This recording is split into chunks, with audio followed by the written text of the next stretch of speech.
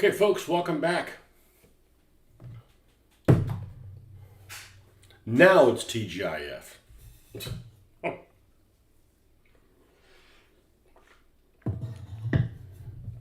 right, so this morning we were working on this 1959 Dodge Coronet Police. I guess that's the base of it, even though this is a... Well, technically, it just happens to be red, but it's still police, but it ain't going to be police. This is a fire marshal. This will be Fire Marshal Phil. That's what this vehicle is going to be called. And the sidekick Domingo. I don't know if I'm going to go with that. I'm not naming sidekicks. But it is a car, so there are two persons in there, you know, according to the game. All right, let's add some, we've got this thing primed this morning. Let's add some tin bits. I can never remember what this is called, but that tin bits hit me hard. I remember that very well. Even though I only had the tin bits for a very short period of time, because it was one of those paints that, like, I used it like twice and it dried up. That was the Games Workshop. That's my gripe with Games Workshop, is their second generation or whatever. The ones that came in little short bottles they're really short, and they were like hard plastic, and the top was also hard plastic. That's why you didn't get a good seal on them. But some would be like, why are you bashing Games Workshop? I bash people that make crap, especially when they make good stuff. Like, these paints are awesome. These paints that are the original Games Workshop, and they're like, hey, let's cut corners and make them shittier. Like, I don't know if that was intentional, but... And now they're back to making decent stuff. You know, a lot of places don't carry them. They don't stock them. You know, they'll stock them, and then they don't, like, okay, it's time to reorder, and they're like, they don't have them in there. You'll go in and there'll be a display, and there'll be lots of holes in the display. Okay, so we're going to take this tin bits, and we're going to paint everything that is this mesh in this color. Everything that the weld shop just haphazardly put on here. It's probably the better way to describe it.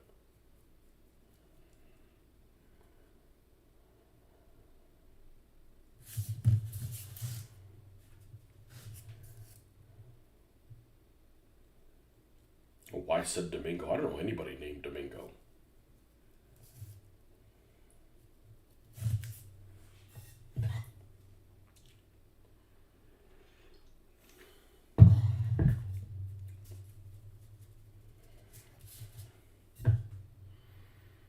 Man, this state stinks.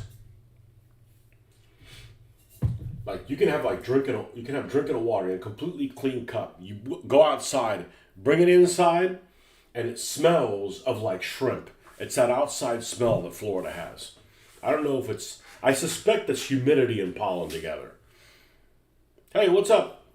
I almost said it. Andrea. No, Derek. How you doing, man? How's that recovery going? Am I helping your recovery? Sorry, I can't do honeydew lists. I gotta watch Tony. He's helping me with recovery.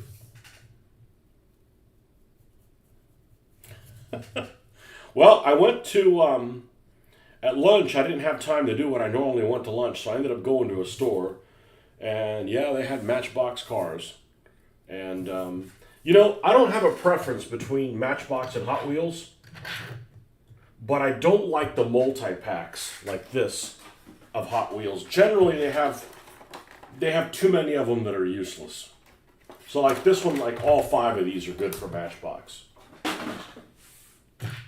I'm not saying every Hot Wheels set is, but they make a lot of sets that are like useless. Like here's a one with a rubber ducky, or like, you know, that kind of shit. So I picked up another one, and And I only got this. Why did I get this? Because I saw one of the vehicles. And I immediately saw this vehicle and knew exactly what I was going to call it. So these are probably all going to be repainted. This is a City Adventure 3. I don't know why it's called City Adventure. None of these are city vehicles. Well, maybe these two. You see your surgeon on Monday for an evaluation. Are you mobile or are you in a wheelchair or... Let's open and see what we got here. One of these is actually useless. I got it anyway. That's how badly I wanted one of these. I had never seen this before, and I'm like, I gotta get this. So I've got a jungle gym type vehicle. Okay? I don't know if this one's exactly the same, but there's some contraptions here at the top. You know, Range Rover, old school, 1960s. Yep, 65. Generation 2 Safari. Okay? This is the useless one. Why? It's a Jeep, and it's like 28 millimeter scale. Anaconda Guides.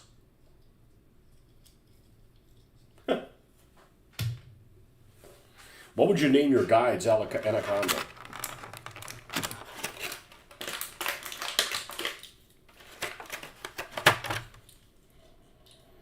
This looks like an F-150. F-150 SVT Raptor. That's a mouthful. Might not repaint this one. Walking with a cane, okay. Well, hopefully you won't need to use that for very long. I'm leaving the one the reason I got it for. I think I've got a little Jeep like this. What's this, like a paddle board or something back here? Jungle Safari.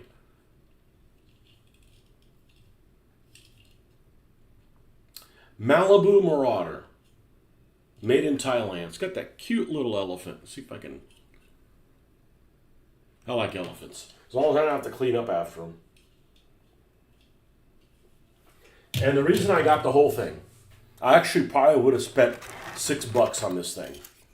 It just came with these other vehicles. This thing. I saw this immediately, and it's Jungle Guides, and it's a solid windshield. That's no problem. And what is this? 59 Chevy wagon. The reason I got this, I saw this, and I'm like, oh, this is douche canoe. That's what this car is going to be, because it's got a freaking canoe on it. You know, and we'll work something else with it, like it's got rockets or something like that. I don't know. But that's the whole reason I bought this, is for to call this douche canoe. It's not really a term I use, but I heard somebody use it the other day. It's, you know. So. God, it stinks. This cup was like, I guess I had it in the car. And just picks up the humidity of it. So, let me find a place to put these things. Because otherwise I'm going to be, we'll leave them here for entertainment purposes. But yeah, this thing is, I'll have to hold on to this and give it to some kid. Here, kid, go throw this at somebody.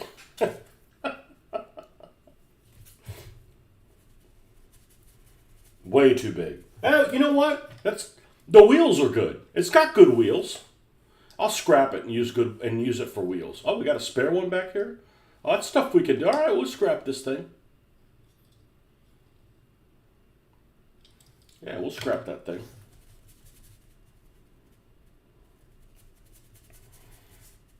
Anyways, I don't really plan. What's worked out really well is I'm not really planning on what I'm doing next until I'm done with this. Otherwise, I'm going to get too excited about the next thing. And it's not that I won't get this done, but I'll constantly be thinking about the next thing I'm doing. Even though I think I know which one I'm going to do. So, it's a vehicle you guys haven't seen. I had it before I got into Gaslands. And we're going to convert it with some of these parts here. And with any luck, I can get this guy done today, and we can work on that tomorrow morning. Because I think it'll be humorous.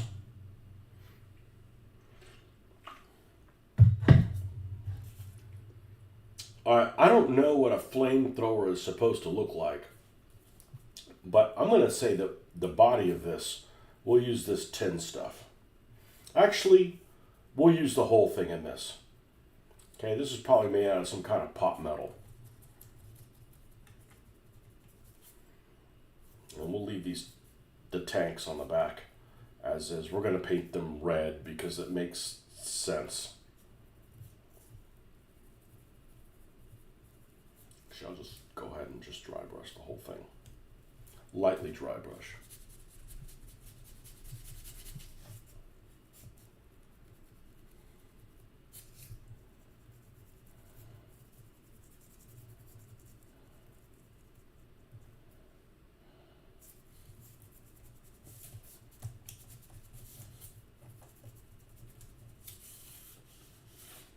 Yeah, this almost looks like a Jules Verne type of. Remember the 20,000 Leagues Under the Sea, like the old school like scuba things. They're almost like this. What's the term I'm trying to think of? Not clockwork. Steampunk. It's like a steampunk type color. It's not going to end in that color. We'll bring it up some.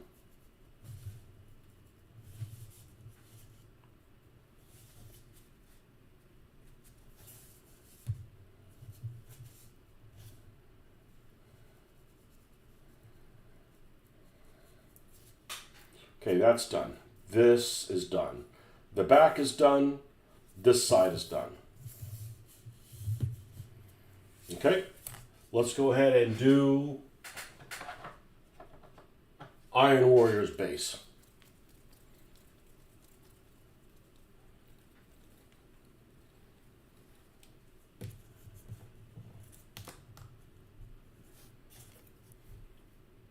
Yeah, now it's TGIF. Not this morning. Fridays are a hell day for me, really. You're tired from the whole week. People wait till the last minute to do stuff. It's just, generally, it's a shit show.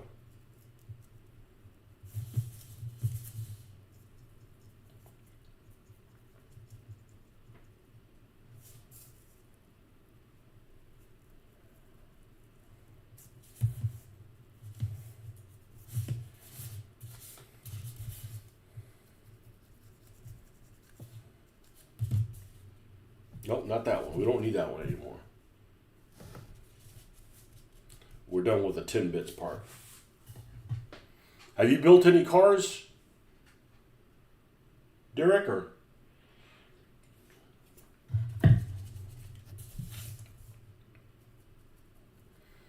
and why did you get into this?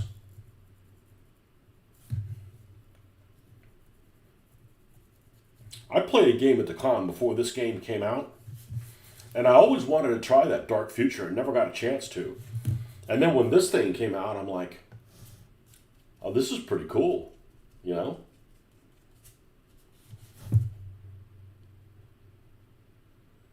This is a pretty cool game. And in the Hot Wheels scale, I mean, I'm sold on that. I know that some other people do like micro things and stuff like that, but I'm sold on this scale. I mean, I know this isn't exactly 20 millimeter, but it kind of is. It has the same appeal. I don't have any of those 1/64 figures. I know they sell them in like packs with like, you know, a guy and a girl that go to the beach or something like that, and it comes with the two little figures. But those are like expensive ones. They're like $7 or $8 cars or whatever. But the guys are really big. They're much bigger than 20 millimeter. They're almost like 25 millimeter. And remember those 25 millimeter miniatures that, well, there aren't a thing anymore because 25 millimeter then grew into other things, but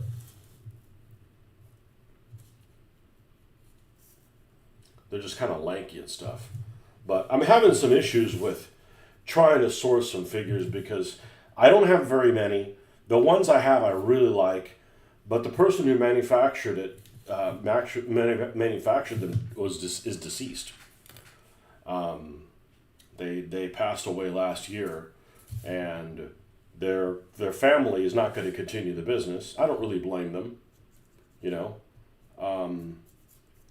But it's hard to source things online it's hard to source figures that I like, because there's a lot of figures I don't like, and there's a lot of people that are doing 3D printed stuff, and I'm not going to knock their 3D printing, because their 3D printing is good. They just didn't design the figures, and the figures they're just a style that doesn't really grab me. It's not really what I'm looking for. Now, if those Implements of Carnage guys, those figures seem to be more like it, but, you know, I was going to pick one of those things up. It's just too expensive. I just don't need to throw $20 plus shipping at it. Now, I did this little thing here that I had to put the figures in, the miniatures in. It'll hold 55 vehicles. And as soon as I got it, it filled all the way up. So in other words, I didn't get this thing until I already was past needing it. So I actually ordered 2 more. And they're going to go right over here. One above and one below. And they're going to be the same height as this one here. The top one will be the same height as this one. And then the other one below it. I've got space to put another one here, but I think it's just going to be too restrictive. But I may have to at some point, because I got nowhere to put them. And they take up a lot of space. But, you know. So, should be coming on Sunday. Put those up there. So, and then what I'm probably going to do is I'm probably going to organize this by point value of vehicles. So I'll put like all my 27 pointers in probably 2 of the cases. And then the 35s and another one, and, you know, something like that. But I'll have 3. I don't know that I'll get the 4th one anytime soon, but you were distracted for a few. The missus is out for an overnighter. I had to see her off. Oh, she trusts you to be alone? Just say, yeah, I'm just going to be working on my hobbies. You know, my wife has always liked my hobby. Because, like, you know where to find, you know, she knows where to find me, you know. And I generally can stop what I'm doing if she needs a hand with something. You know, video games, not so much. I've played video games before that, you know, like, I can't leave right now, you know, but buggies and motorcycles. Yeah, I want it just for the figures, you know. They got a couple MG42s in there or whatever. I saw that. Now, German team has to use those, you know. But that's my own decision, you know. I'm. Some people probably don't even know. I mean, you probably do, but some people are like, it's a cool machine gun. Yeah, well, use that for a certain team.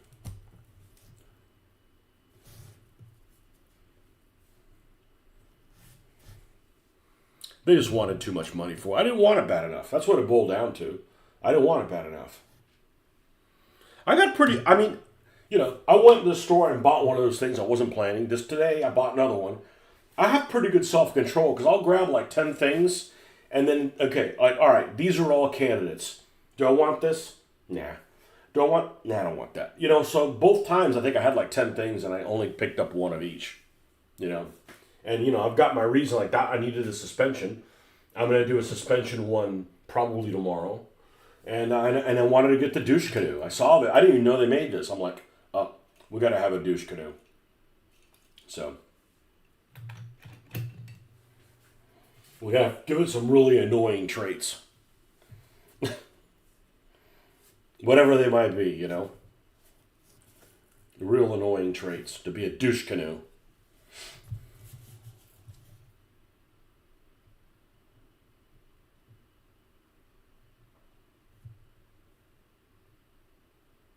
But yeah, the figures are a problem. Like, I like painting figures, and they turn out really well. You know, so it's not like I'm avoiding figures. It's just like I only have like 2 packs of figures, and it's like if I use them on something, like I'm you know, I mean, I would love to put them in this pickup truck, right? I need to do a figure that I already know is going to be called Dangling Dan. Because one of my pet peeves is these rednecks. I hope you don't do this. You can. You're not going to bug me because I won't see you. But these and this is a new thing. This didn't happen 20 years ago. These rednecks, it's always rednecks, dangle their arm out of the truck like they're too lazy. I'd be like, man, I'd be worried about it getting crushed. But they dangle their dirty ass. I mean, not even like put it like this on the door. Dangle it like an orang or something like that. I'm like, how the hell is that comfortable? You know, did you like cut fish open? You got fish smell on your hand. You don't want it in your truck. I don't know. So one of them's going to be Dangling Dan. I don't know how I'm going to do that yet.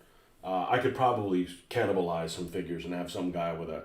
I mean, I guess I would make the hand out of green stuff. The hand out of green stuff, but I'm probably going to have everything like this, like completely covered. Then there'll be a hand coming out of it, just dangling way the fuck down here. You know.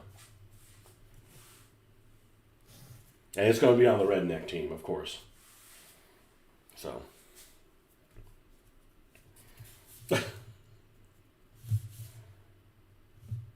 I don't have anything against rednecks. It's just always those rednecks that do stuff like that, you know?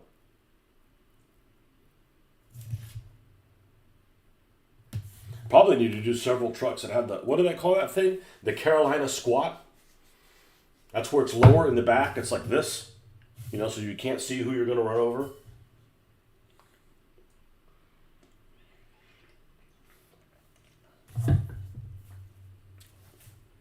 I mean, I was a kid. If people had one side lowered, it was the back. The back was up, and the bottom was lowered. Like El Caminos and stuff like that. I remember that from being a kid. And it's funny because I remember El Caminos back in the day. People thought they were stupid looking. They're actually pretty cool. And they make great vehicles for this. I think they look really good. I mean, American muscle type cars are like I mean, if I have to have one kind of vehicle to do all my, that's the best ones. I mean, they really look, I mean, I wouldn't drive one, but I'm also not a convict, you know? You know, in real life, they're great. They're great vehicles. They're great vehicles for this. They look the part. But with all that said, I think every vehicle except this Jeep is worth doing. I mean, they really are. I mean, they really, really are. I think so, anyways.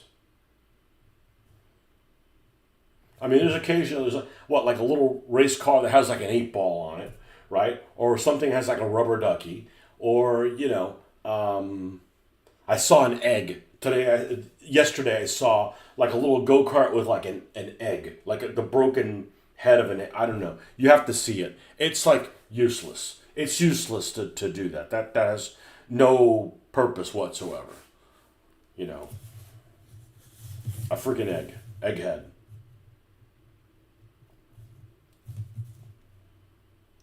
If you see it, think of me.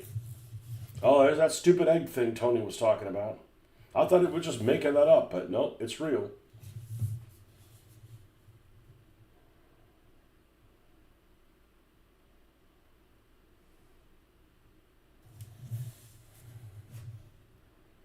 I don't make this shit up.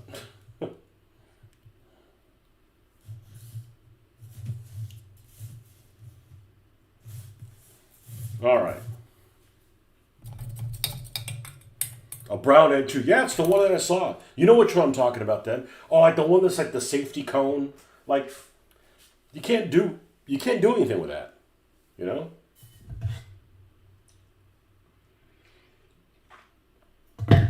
The safety cone's probably the best one of all the shitty ones. I mean, I guess you could use the wheels or something like that, you know. But like this vehicle, I don't know what this is, but this thing is awesome. It's some make-believe thing. They're really good, but I bought them in a pack because the Matchbox, places that have Matchbox will have maybe a quarter as much as Hot Wheels. So they have loose Matchboxes, but they don't have, you know, for every Matchbox they have 4 Hot Wheels. So it's hard to like, oh, I'll just wait and see and get this by itself. Like, I don't know where you would find it. You don't want to mail order it because, it's cost prohibitive. But this thing's been around a while. It's a 2013. Definitely looks like an apocalyptic vehicle. Good zombie vehicle. Yeah, it's like useless. Like, why do they come up with that thing? A couple of the ones that are tuned, that look like they're really tall and then come back. Those could probably work. Some of them, but they design them in California where they smoke that stuff. So who knows what's going through their mind when they're designing these things. Now, I saw in the Gaslands group some guy who had like a roadster that he did like some effects. To me, it looked like it had an engine fire, and it was really well done. So I think I'm probably going to try some of that on here because this thing needs to have like scald marks, for lack of a better word, around this thing.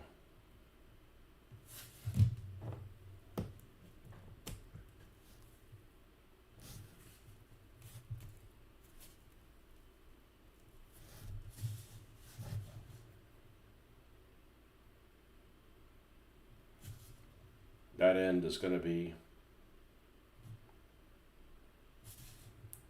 metallic. We're good on the bumper.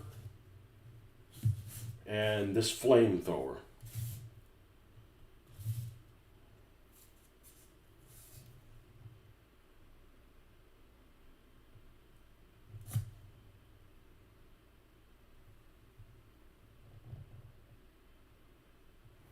Yeah, and if you see something in a store, you better grab it because, I had no idea that there was so much stuff behind, well, I imagine Matchbox the same way, but like Hot Wheels, they'll be like, okay, this is case P or whatever, and like, that's what you get, and they don't go back, and you don't all of a sudden show up with another one. Like, I'm pretty sure that once you get like a B case, it's going to be even harder to find an A.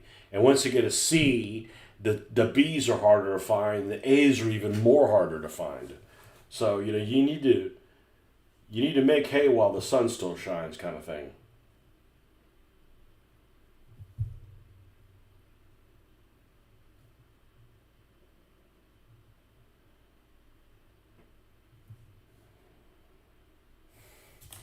Check on one thing.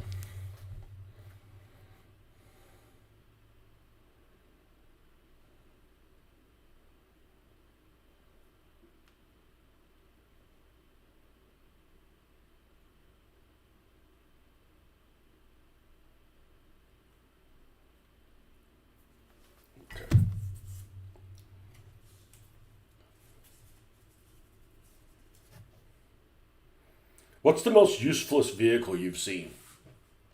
What vehicle have you come across? You're like, man, this is just dumb as shit. I've sworn I'd seen stuff like a scooter or like a skateboard, right? Like a skateboard with like a handle. Like it'd be like, it's even bigger than 1/35th scale. It'd be like 1/24th or something like that. And it's like, what am I going to do with this skateboard that's like the same size as this? It is like massive. I guess at the end of the day, you're like, oh, I'll keep the wheels,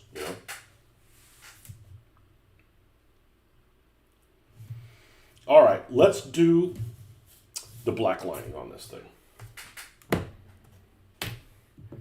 It may end up being a little too red, so we're probably going to dirty this one up quite a bit. Maybe rust it out or something. Fire Marshal Phil's been around for a while, so. Motorcycles without riders, yeah. Yeah, it's kind of hard to hide from that. Have you used bikes before in the game? I have not. I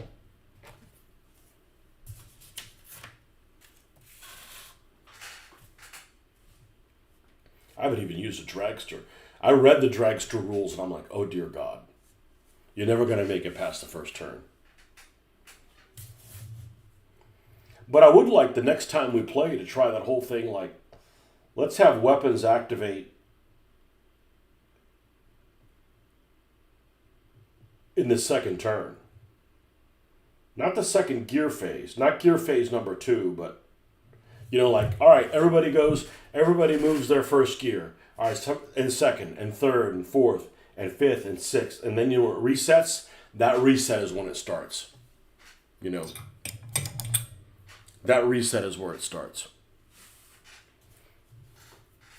I just like the weapons to be more useful. Well, you can try it. As long as the rules apply the same to everybody, no big deal.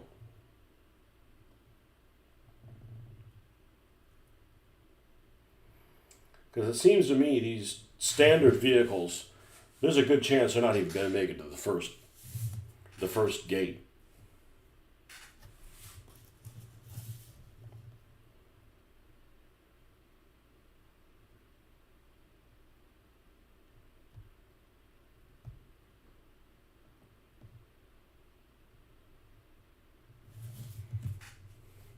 I wonder what the origin of douche canoe is. Seems like something like Pauly Shore would say.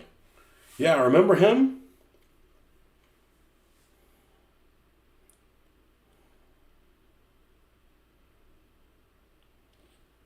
Douche canoe origin. Late 2000s, early 2010s. That's why I don't use it.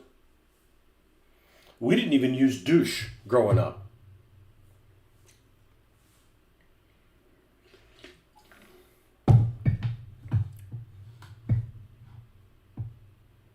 While some associate it with Canadian humor, we can't have a Canadian team. Those guys wouldn't get anything done. They'd be sitting around apologizing for shit. Apologizing for stuff they didn't even do. Man, I crashed. Oh, sorry about that. Some associate it with Canadian humor or specific Gen X usage. Not my generation.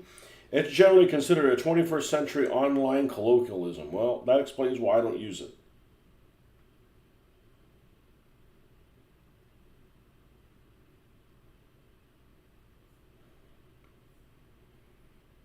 Users on platforms like Reddit. Man, I don't go on Reddit anymore. I haven't gotten into altercations with people, but there are some thin-skinned people that live in mom's basement on Reddit. Keyboard commandos. There needs to be some physical bullying with some Reddit people. They wouldn't have survived the 1980s.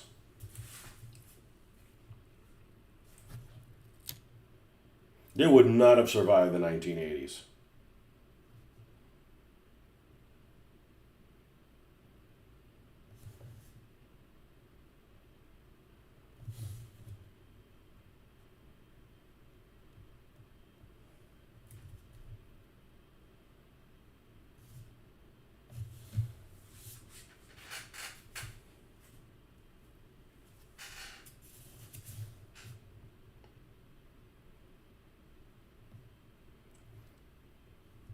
A lot of these people have really strong opinions and they've never held a job. What's your work history? Well, I don't work. Well, why do you feel so strongly about this shit? The keyboard commando?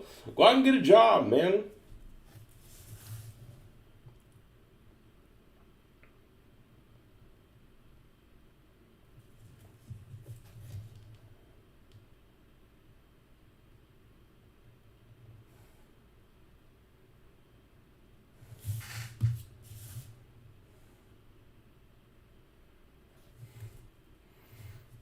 Go out and get a job. It's not fair that many of us don't enjoy going to work. You should not enjoy going to work also.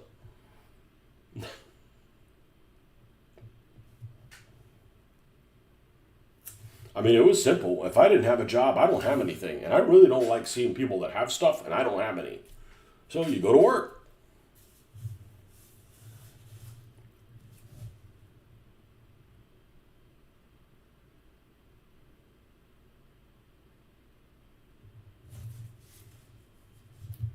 Okay, is this raised? It is, okay. In that case, we're going to run this across it and make it pop.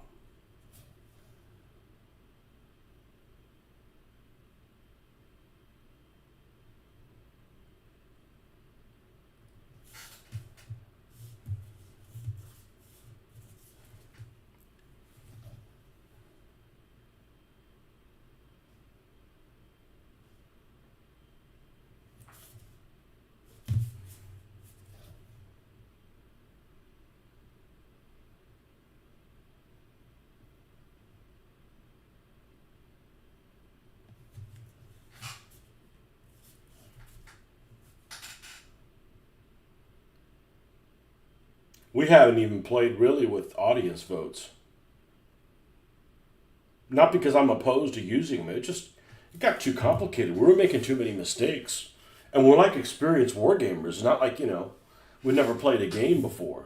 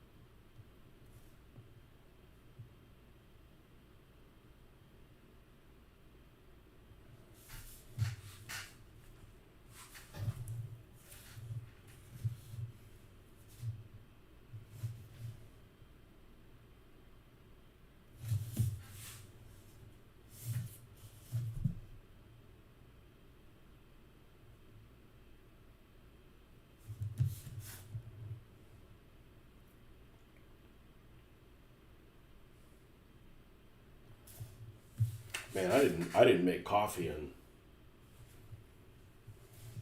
that's what I'm gonna do. I'm gonna go make myself some coffee.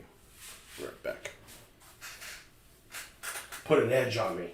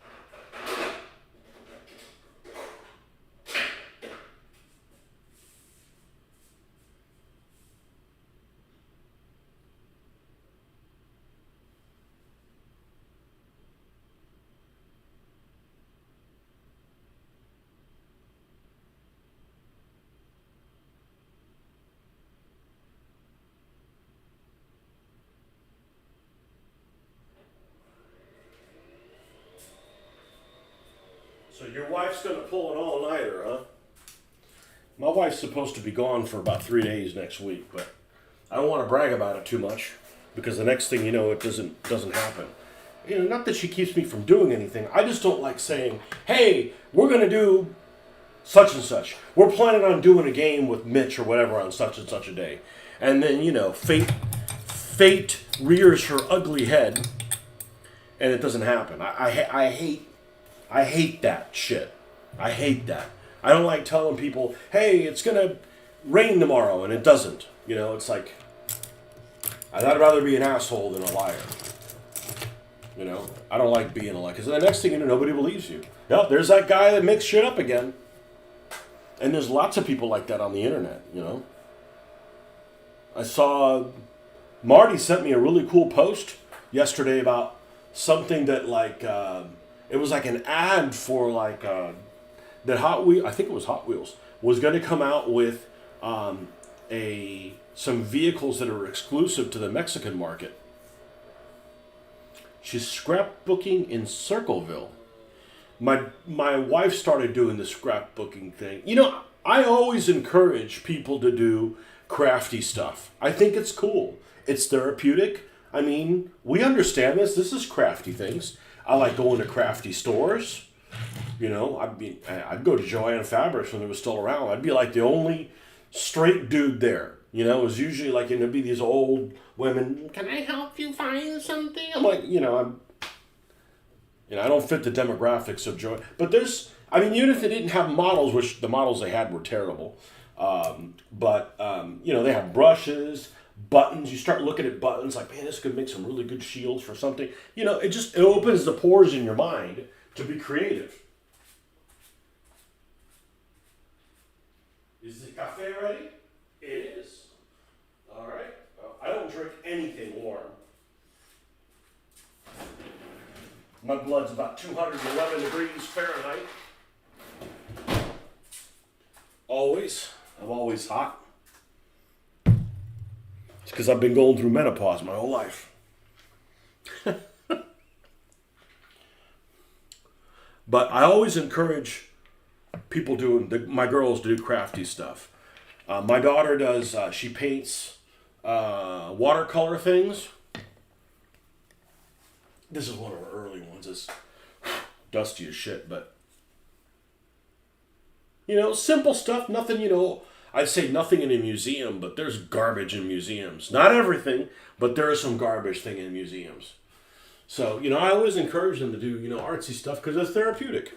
I get it, Not to sell it, just for the sake of doing it. When I was working on, what was I working on? These signs I was making. I was thinking, all those arts and crafts that we did in grade school, in elementary school,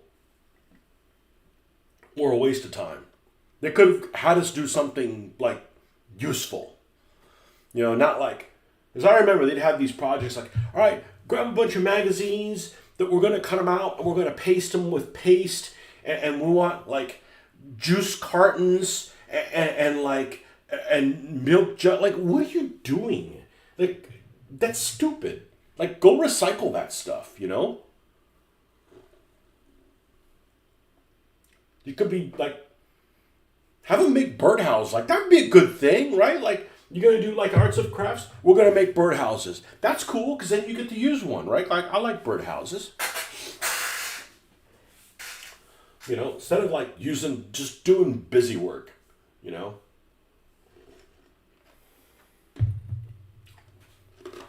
So anyways, my wife doesn't keep me from doing anything. She really likes the cars. More than the tanks. The tanks are all like, oh, another green one. I shouldn't say it that way, but these are all different, so to speak. So,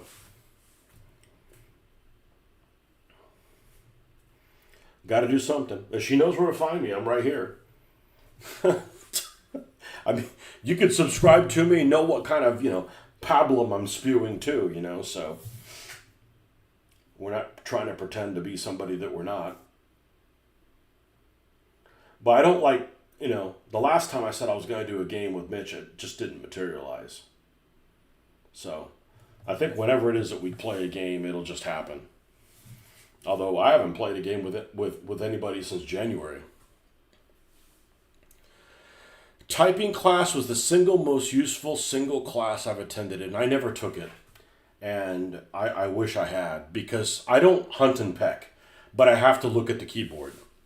And I make dyslexic typing mistakes. So like if you're typing the county that Orlando is in, Orange, invariably I'll do stuff, it'll call it Orange. All the letters will be there. I just skip ahead. That's a frequent one. What's the other thing that I do a lot? Oh, I don't get off the shift fast enough.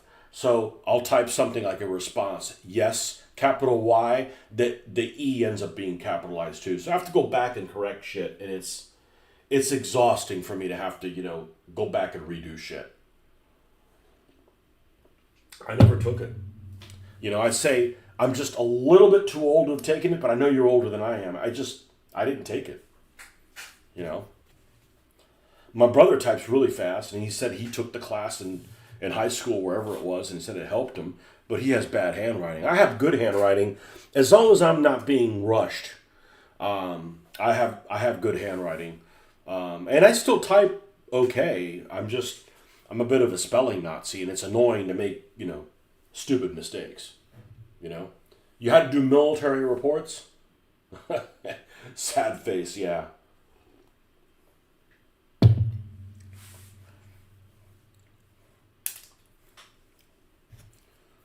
Yeah, I'm glad I wasn't in the military. Those guys do just a thankless job. I don't mean that rude. I mean it out of respect. I'm like, you guys do a lot, and it's like you just get whisked away. Like, yeah, whatever. Like these guys that go and lose limbs, and then, let's fight a war we shouldn't be fighting, and then have our guys, either die or lose their ability, and then the politicians will give the country back to the people that they just fought. I mean, better people than me, I guess, are doing that. So, hats off to them. I tried to join. They didn't want me. It was like after the Gulf War. What would that be? What would we call that? What was the name of that one? The Schwarzkopf Gulf War. Yeah, it was right out of high school, and a friend of mine was going into the Navy, and I didn't know what I was going to do. He's like, "Hey, come join the Navy." I'm like, "All right." I'm a good swimmer. Who the fuck wouldn't want a Cuban in the Navy? You can't sink us as long as we're within. It's 90 miles from land, and we don't sink. As I say that as someone who's born here, but it all probably worked out for the better. But I was really disappointed at the times. I'm like, I don't know what I'm going to do now.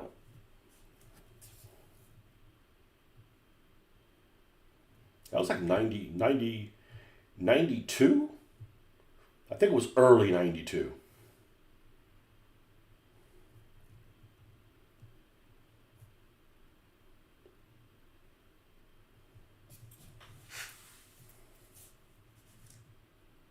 Desert Shield. Yeah.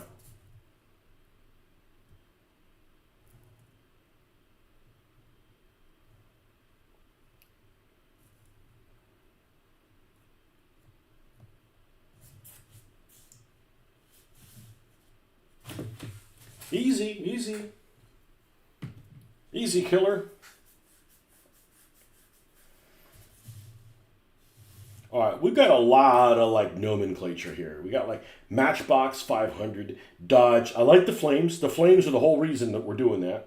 Pace car, don't really like pace car on there. So I think what I'm going to do is I'm going to try to wipe that stuff off. And by doing that, I'm going to paint over it. I tried doing that whole. You can use what was the claim that you could use? Dry erase markers. Okay, that works in theory. It didn't work for me.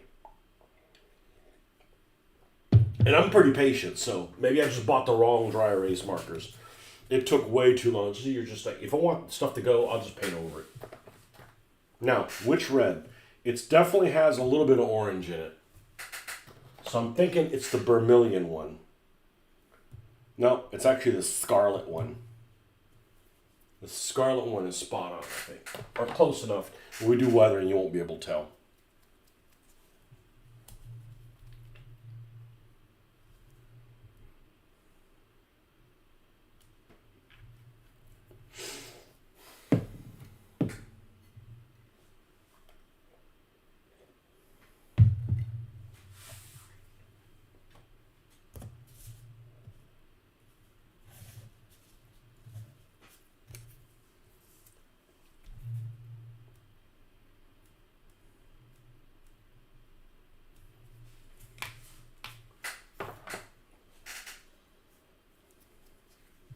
Yeah, I don't have anybody in my family that's been in the military.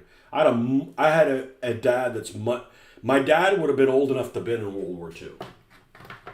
Except he was born in a country that wasn't in World War II. So, but he would have been, he would have been in his late teens. So, I mean, he remembered World War II.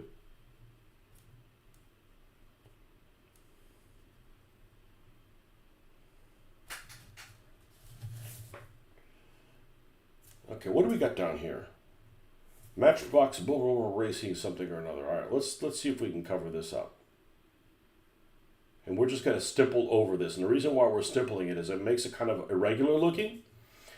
And also, if you want to cover up something, it's not going to show the brush strokes as much. Official pace car, I don't want to say that either. We'll just leave these flames.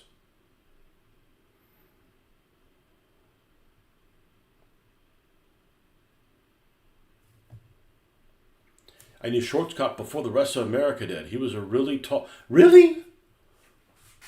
Huh.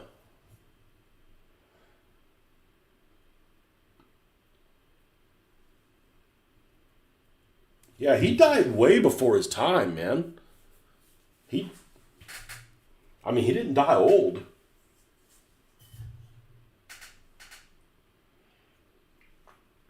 Everybody liked him. Whether or not he was really that way or not. Everybody liked him.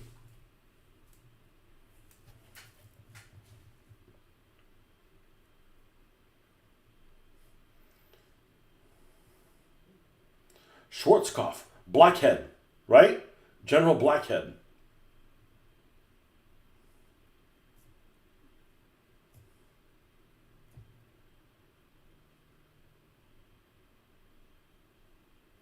I still have those Desert Shield trading cards. I don't have a whole set or anything. It ain't worth shit. There's still a store in Ocala that wants to sell them unopened. Like, they're not worth anything.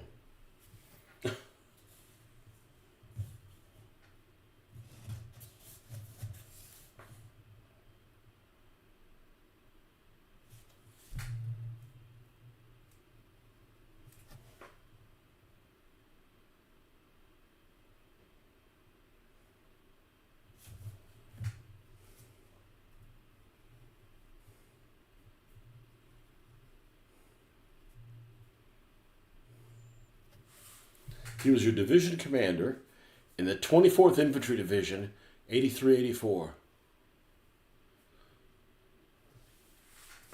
Yeah, I didn't know he was a big man.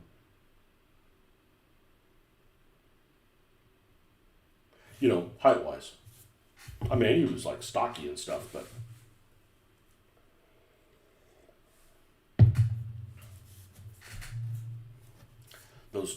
the other thing that goes hand in hand with him?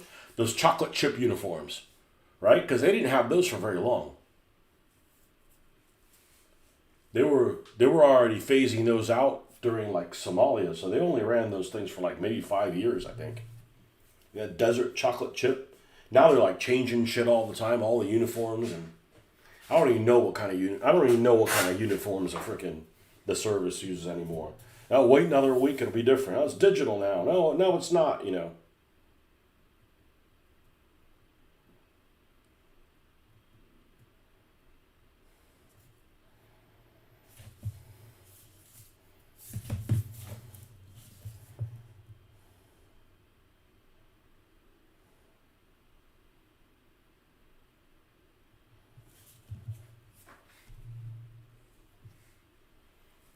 Hugh Shelton. I've never heard of him.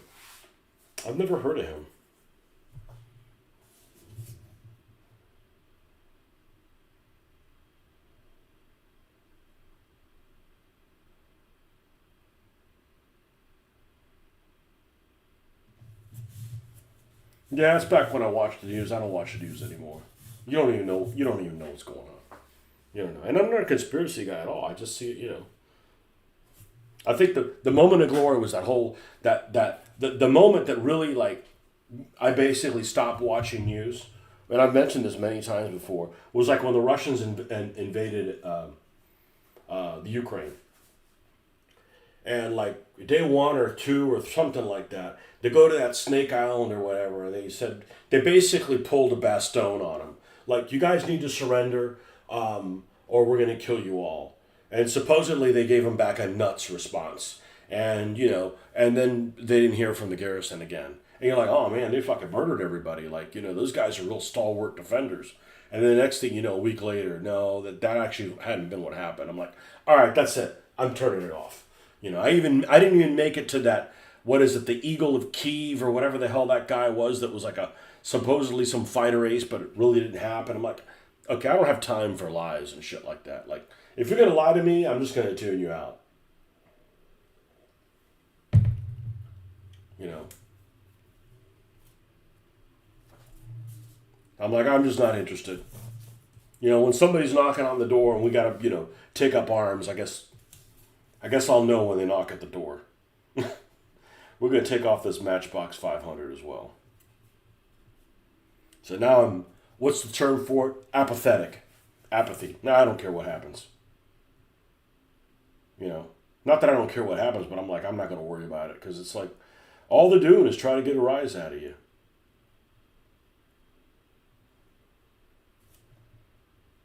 Like, oh, what's wrong with you? You're not scared? No, man. I'm exhausted after going to work, man. Leave me alone.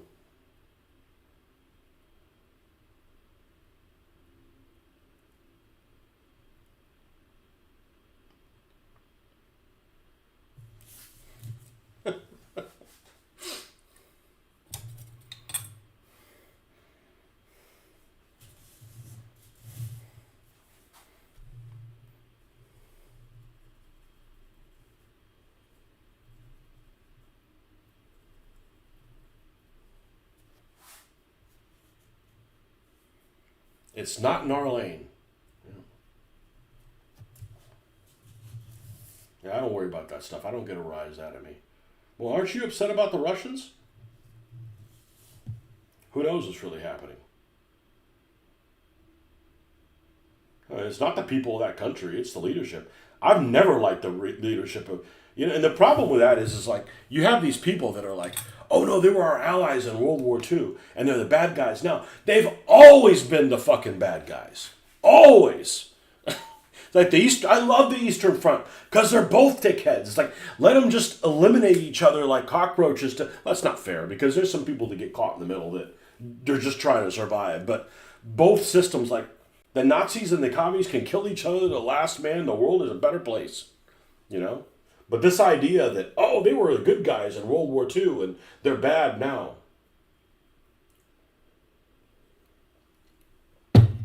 Again, not I don't have necessarily a problem with anybody who's from Russia because they're just trying to keep a low profile, you know?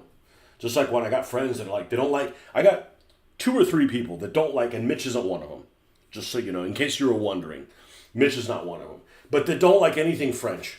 I'm like, that's not fair, okay? Because, I mean, it's fun to make the French surrendering jokes and stuff like that, but it's just jokes. Look, the reality is like, you can't judge a whole country by people that are like how they are in Paris. That'd be like everybody in the United States being judged by people from California or New Yorkers or something like that. That's not really fair, you know? There's good people everywhere. Yeah, there's assholes everywhere too, but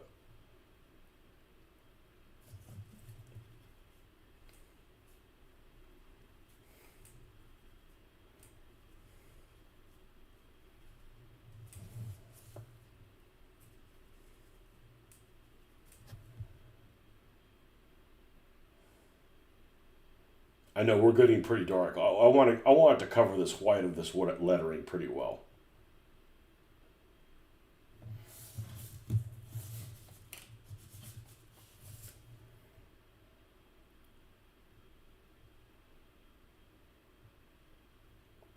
Now, this whole set here that I just got, the jungle guides or whatever they are. What are those things? Indian guides. Indian guides. Something my brother was when he was a kid. He was in Indian guides. All these are going to get repainted. They're all going to be, I think what I'm going to start doing is just sanding the graphics down so they don't look 3-dimensional and then painting it. It's not worth stripping them. You don't. It's a lot of extra work. You were in the Russian army for a few hours when I was in Bosnia. I worked for Colonel Istrakov. Okay, here's my stupidity. The Russians were in Bosnia? I didn't know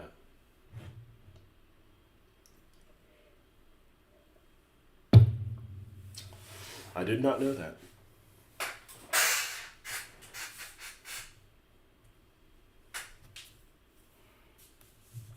I don't remember. I don't remember what happened there. Who was the bad guys, or it was a Civil War type thing. I only saw that movie with what was that, Behind Enemy Lines. I only saw it one time. That's enough. Remember the bad guy wearing like an Adidas jumpsuit with like shooting a dragon off or something like that.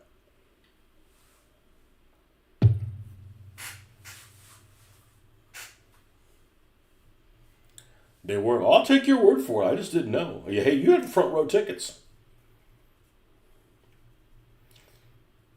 Did they help the other guys? Because the Russians and the Serbs have always been asshole buddies. That's the other thing about the Eastern Front. It's like, the Germans are like, the Germans like trying to decimate all the Russians because they're just, they're just bottom feeding Slavs. Like what, you upset they're whiter than you guys? I mean, the Slavs are fucking white people, It's like, that type of Nazi race ideology doesn't make any sense to me. It only makes sense to a lunatic,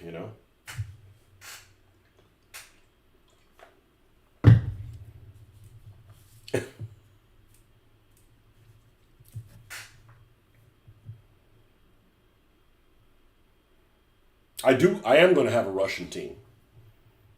I've already got 3 or 4 vehicles for them. And I'd love to call them Gremlins from the Kremlin.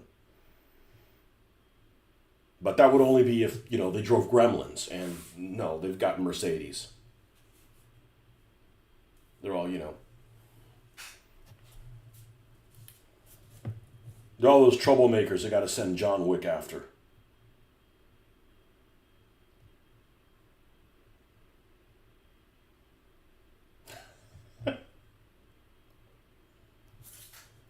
Yeah, easy does it. We'll work our way up to it. I don't mind doing this. This is kind of relaxing shit. Now, if I had to do this in an issue, they nominally on our side definitely pro-Serbian. Yeah, they've always been buddies with the Serbs.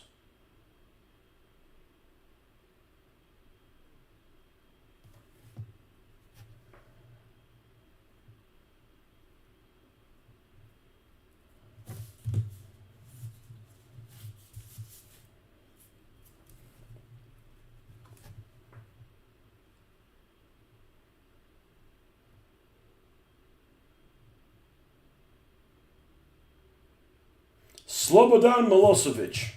Well, there's a word from the past there. Slobodan. Serbs don't use Cyrillic, right? They use regular letters. I'm pretty sure with like little like Czech, like the Czechs use like Western alphabet with like little curly Q's and stuff all over some things. Yeah, I like languages that you could like make out words. Like, I may not speak French, but I know that that's not a bathroom, by how it's spelled. I don't speak German, but, I'm not going to walk into a ladies' room by accident.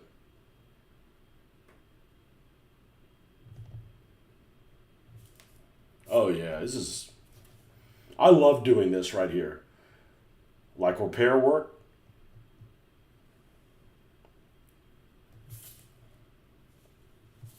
And it looks a lot better with all. Sometimes I like the writing, like it adds something to it, but it looks a lot better without the writing on it.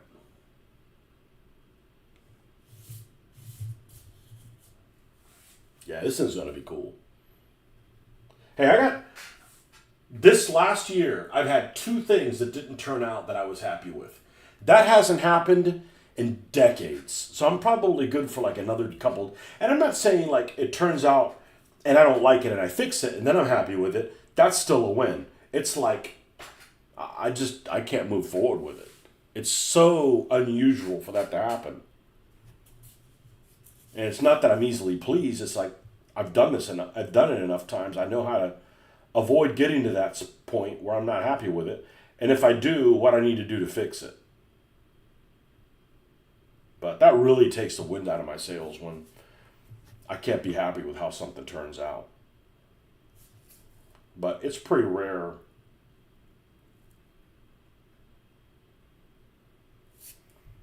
It's a pretty rare thing. Fortunately. Oh, yeah.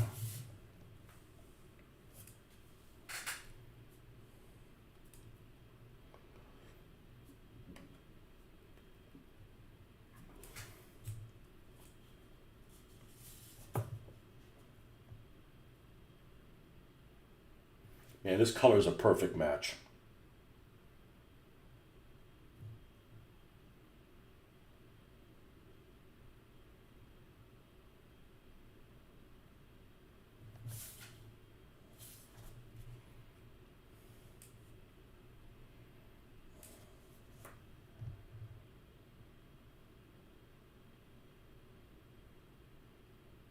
And that's why I use the water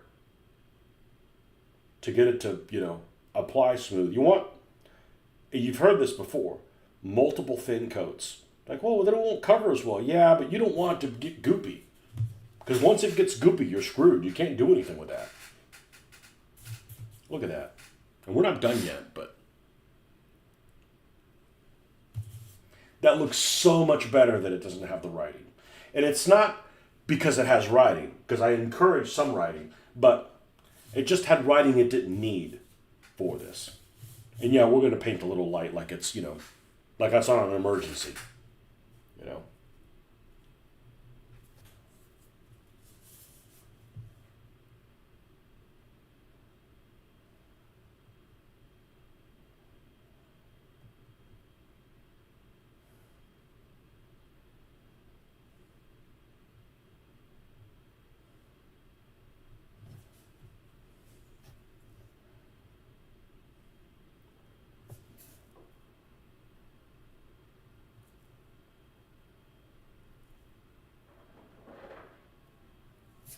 The noisy ice maker. Man, I drank that coffee like it's like nobody's business.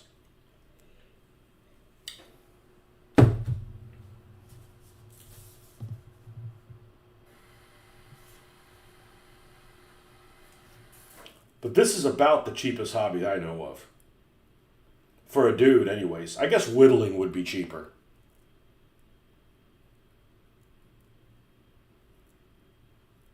You spend about $1 and go make something priceless out of it. Now, the weapons cost more than the cars.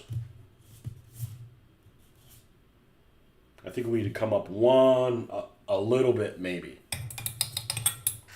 I got to use the little boy's room. See, coffee's already through me. And then we'll let this dry a little bit. We'll come right back and continue on.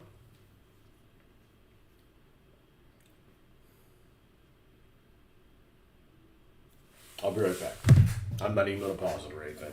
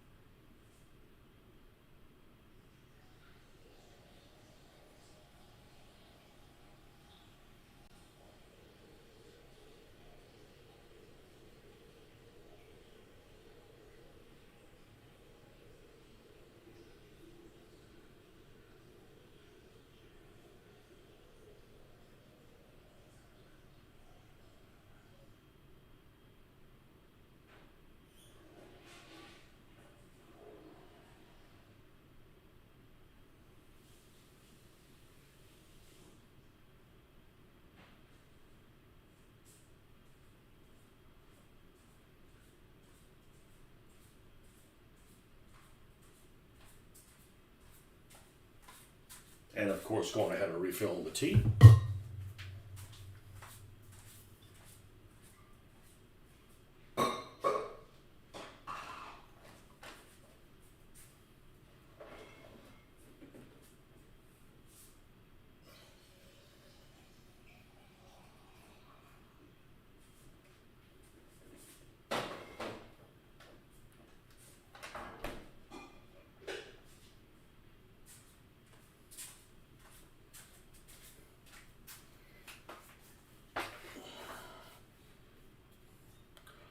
You don't like it when Hot Wheels cars sport the Hot Wheels logo. So let's start off. The Hot Wheels logo looks pretty good. It's a good looking logo. And I agree with you. Because what I'm trying to model is, in miniature, a car that's 1-to-1 scale. So a 1-to-1 scale car wouldn't say Hot Wheels on it because it's not a Hot Wheels, it's a real car. So yeah, I like to cover them over. There's some of them that I haven't done that, some of my earlier ones, but they're not like in the way, but like the Yeet Haw had a huge Hot Wheels on it. It was way too big. Like, you couldn't work with that. And it's actually one of the vehicles that I think that I repainted, that turned out the best. I'm really happy with the way that vehicle turned out. And I got to work on my airbrush skills a little bit too. Let's see if I have a picture of it unpainted.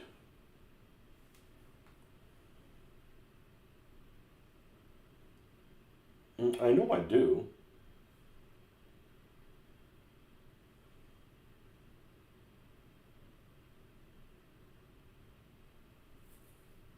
So, I'll repaint it if I need to repaint it. If not, it's a shame to cover over some things. Well, here's a picture of it here, but it's already been sanded down. Oh no, here it is, unpainted. Yeah, I actually like the 8s on it a lot, but I wanted to repaint the thing. That logo is just massive.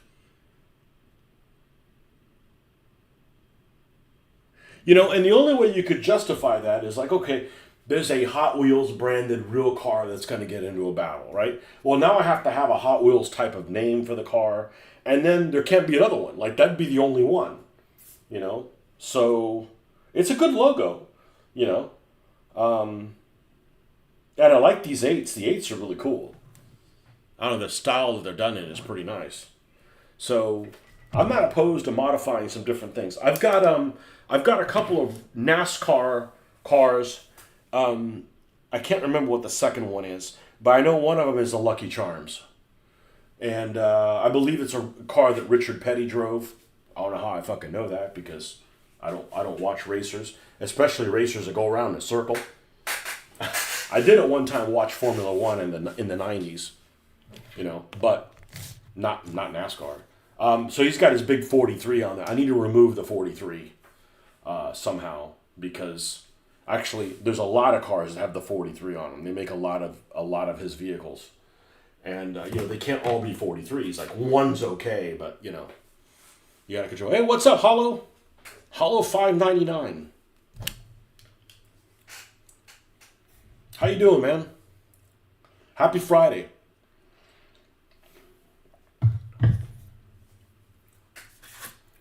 Enjoying the mortgage. Sitting at home enjoying the mortgage is like to call. You got to pay for the mortgage anyways. You might as well stay home and enjoy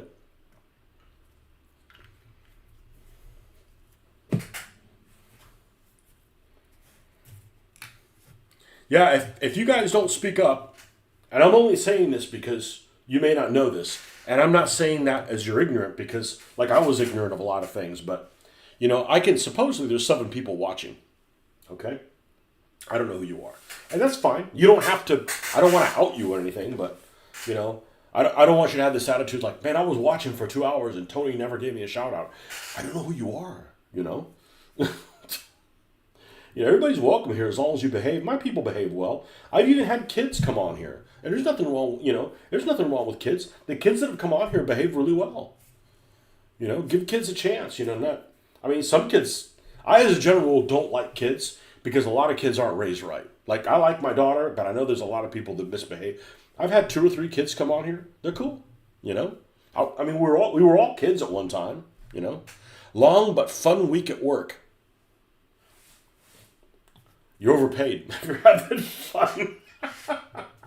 Well, with that said, okay, I don't dislike my job. I just dislike the conditions I have to do it under. Does that make sense?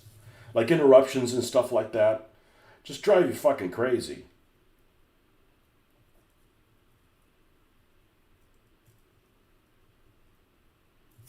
Yeah, interruptions are my cancer. I mean, we can do it all. We just can't do all of it at once.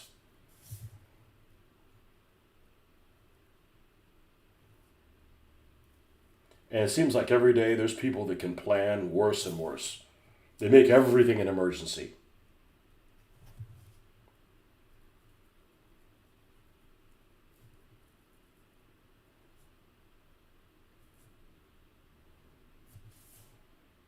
That's pretty good. That looks really good. Now I wish I would have taken a before picture. I'm glad I got rid of that writing.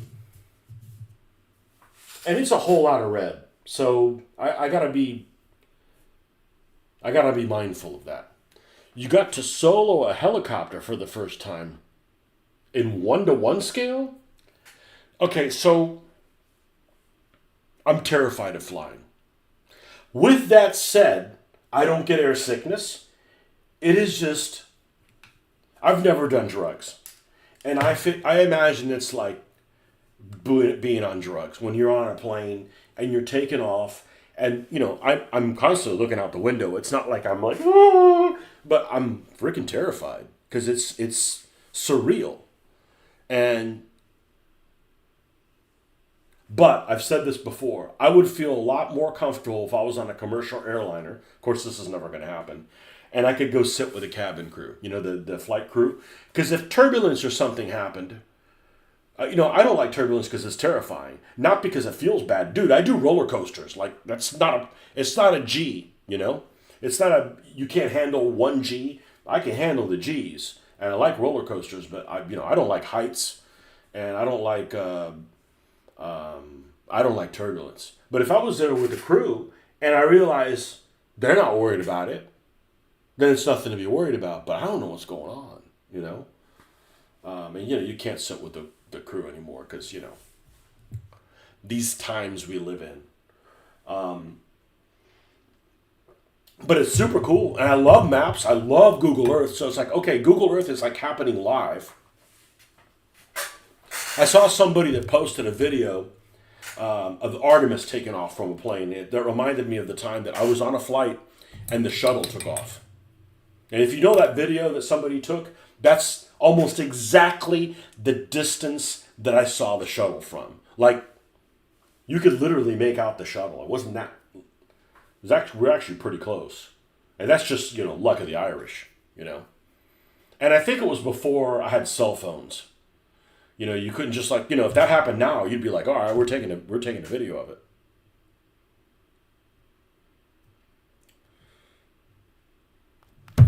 Is this thing recording what I'm saying?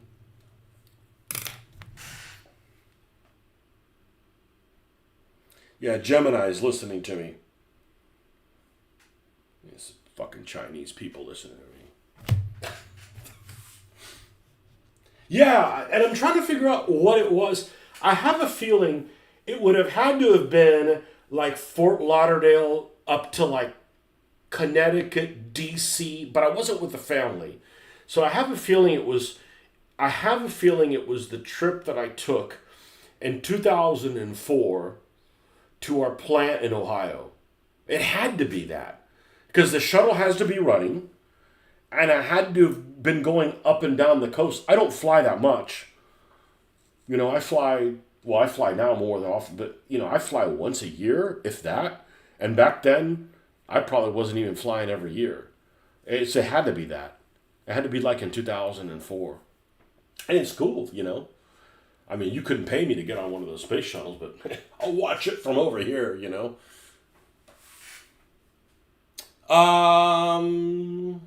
For work. I don't want to talk about work.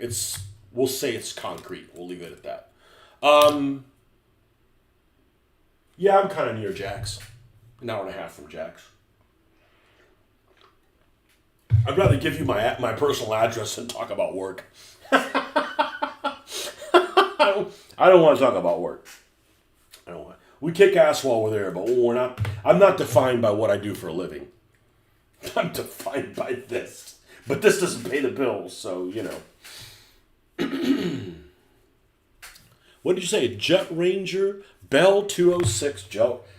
Bell, don't those guys make helmets? They make bicycle helmets, and now they make helicopters, too?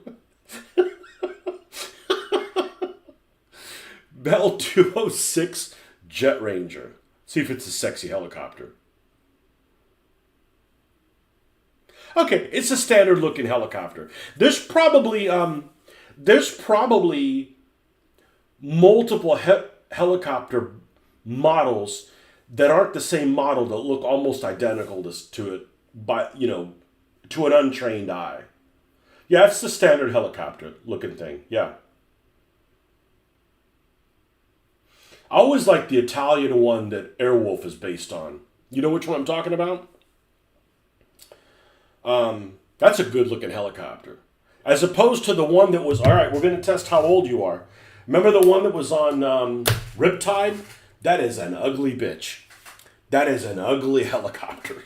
The one on Riptide. It's even worse when it's painted this color.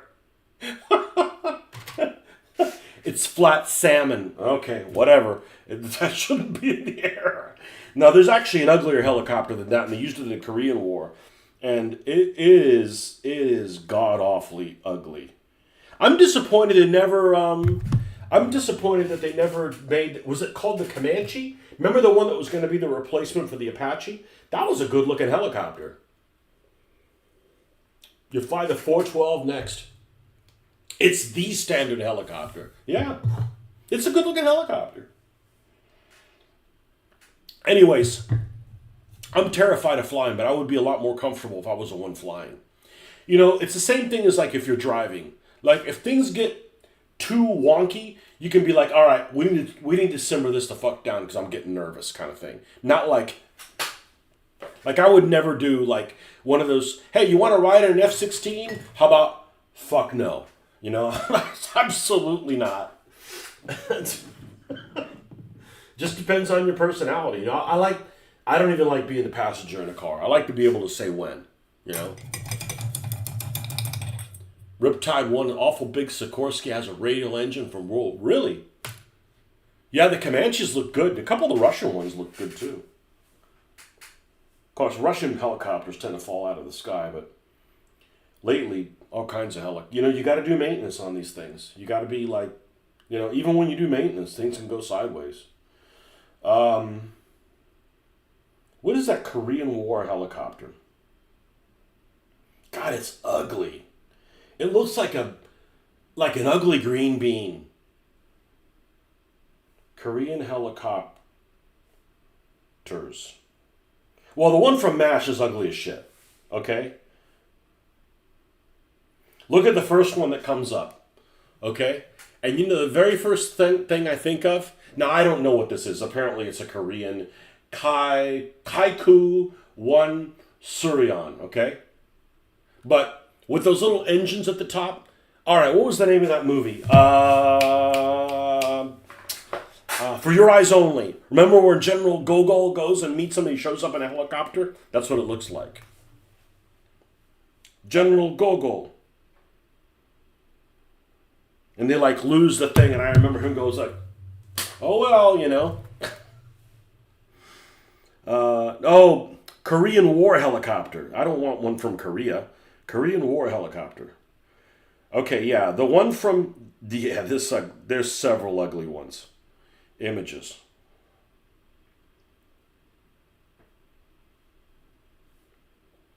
Korean.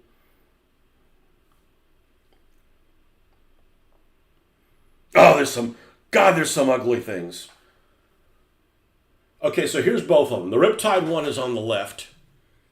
It actually doesn't look that bad compared to the one on the right. The one on the right is just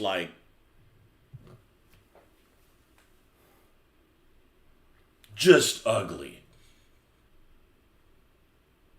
And I'm not saying it's a piece of shit because it's ugly. I'm just saying I ain't building a model of it because it's ugly.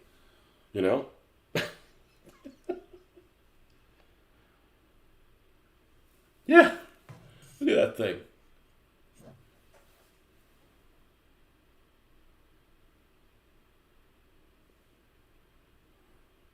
Here's another one. I think this is actually the one I was thinking of. Now the Chinook. The Chinooks are ugly, but they're not at the same time. There's something classic looking about the Chinooks. Yeah, look at this. Look at this string bean. It looks like a green bean, like a bent green bean. I know ultimately it doesn't matter what it looks like as long as it's working for the troops and it's doing what it needs to be doing. But man, at least make it look good while you're doing it. I'm not into modern aircraft because I don't war game modern stuff, but there's some modern aircraft that are really attractive. And right top of the list, the B-1 bomber is just fucking gorgeous. I don't know how it performs, whether I mean, originally they were crashing to the ground or something was wrong with something they were doing. Just a gorgeous aircraft. Gorgeous aircraft. Probably the prettiest aircraft of any aircraft. It's prettier than a Spitfire. Hey, that's saying a lot, Piasecki Mule Hup 25. Is that what it is? Chinooks, man, you can feel that in your chest when they're flying around. And not even that close. Piasecki. Sounds like something you call somebody when you're a kid. Hey, kids on a bike on a banana. Hey, you want to come with me? I can't. I got to go inside. My mom says I got to go to bed. You Piasecki. Banana seat. I never had. All the cool kids had the banana seat bicycles. I didn't get one. I'm first generation American. We didn't have all that extra money and shit like. We weren't poor, but we didn't have no bicycle seats. We didn't have any cool bikes.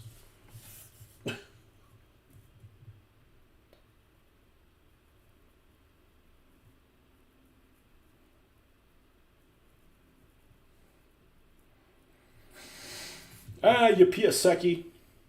Probably Polish. There aren't Polish people in the South.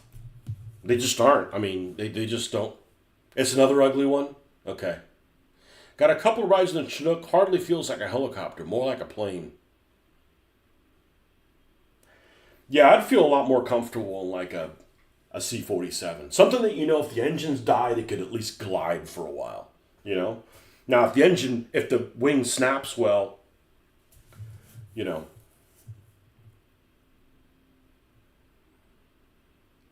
Remember when they had that big air crash? And I'm not talking about the one that happened recently in Dallas. I think it was Dallas.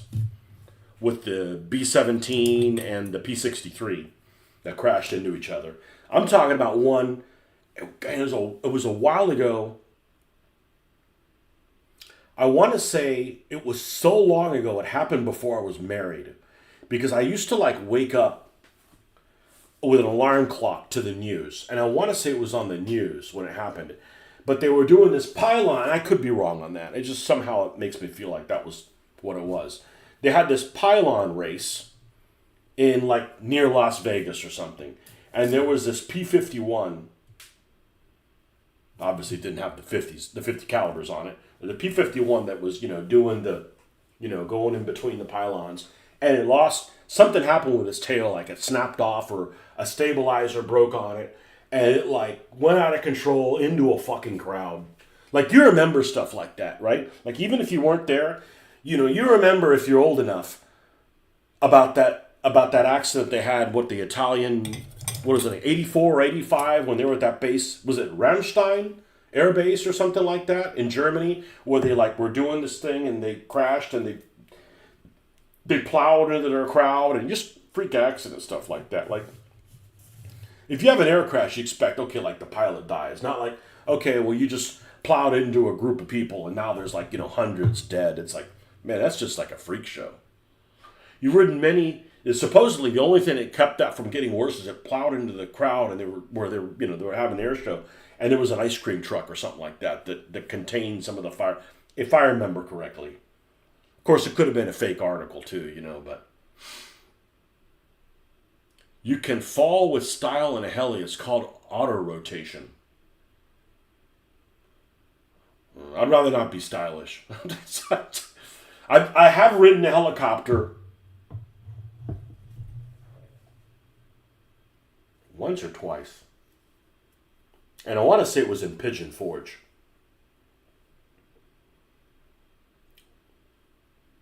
Yeah. Probably never going to go on a helicopter again. Well, I'm not going to go on a moped again. I was being careful and still had a problem with it. Didn't get hurt bad, but I wasn't expecting something to go. You don't want to go on vacation and run into something. Sometimes it's like, you know what? Let's not have that happen again. You know, you've ridden many helicopters, including landing on a marine amphibious assault ship. Yeah, I'll just stay on the boat. Although I wouldn't want to be in a submarine. I don't want to be under the water, but I like the ocean. Now, I don't want to be in a North Atlantic gale or a Pacific typhoon, but I like the ocean. I don't get seasick. That's how our people fucking came over here. We didn't get dropped out of the sky on a stork, right? We came over on the ocean, so, that's in our blood. The Thunderbirds did a formation crash. I do remember the crash in Germany. We had friends there. They made it home okay. Yeah, they I want to say the Italian planes they used were G91s or something like that. Useless information I have. I could be wrong. Air Italia G91 or something? Or G91 plane. Fiat. No, I don't think this is the plane, but it looked kind of like that. Kind of like a Italian A4 is what it looks like. Ramstein base crash. I think it was Ramstein. Base crash. Yep. 88.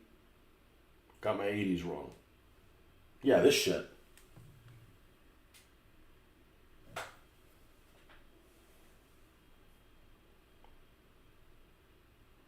I'm terrified of fluke shit like that happening.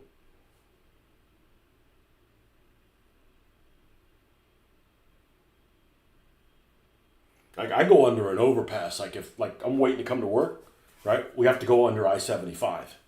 And if the traffic stops, I'm really uneasy being under the interstate. It just...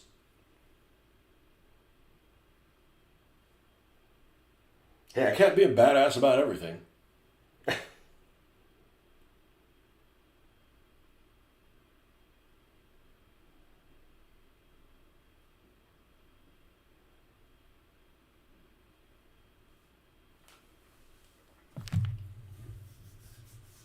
Aramaki. Yeah, that sounds right.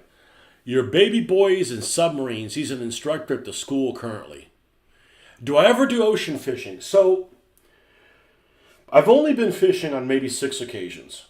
My dad didn't do it, so I never got to do that with him. That was something I never did. I don't like fishing off a dock because there's one thing that is synonymous with fishing for me, and that's drinking. And I don't mean getting drunk. I mean having a beer while you're fishing, right?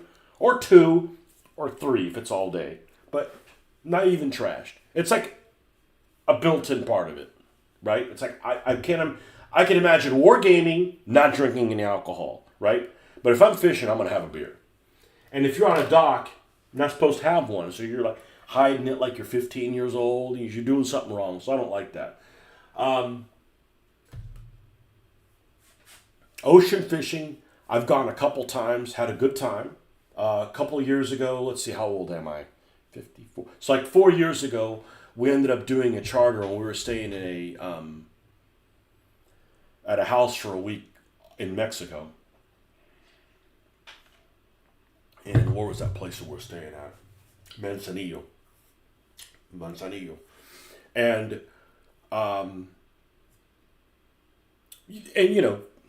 they're rigging it up for you, putting the bait, and then you're doing the casting and stuff like that. So you're reeling it in. I got a mahi, which is, mahi are great eating. Not compared to marlin. Marlin were fucking awesome eating. The people we went back to, they made in marlin ceviche. Incredible. Give the mahi to the dog. I mean, it was big. I mean, it was, but it's cool because you get to have alcohol on the salt water. That's a win right there, And I'm not saying I'm getting trashed. I'm just saying that, you're just enjoying a beverage, you know. So, yeah, I have gone a couple times, and what I really like doing is scalloping. Scalloping is a lot of fun. Those guys are tasty. But it also costs quite a bit because you got to charter a boat, so.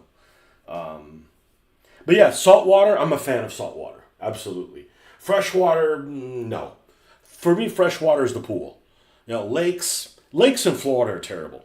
Okay? Maybe lakes up north somewhere, but, you know, but I love saltwater.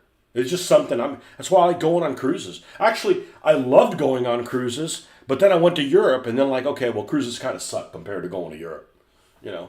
But I love the saltwater. Love it. Don't want to be under it, but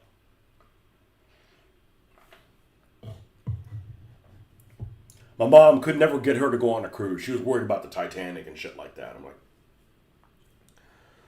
everybody's worried about something, I guess. Only time I got worried on a cruise ship, there's a lightning storm. Like, fuck, where'd you go? I mean, it's like,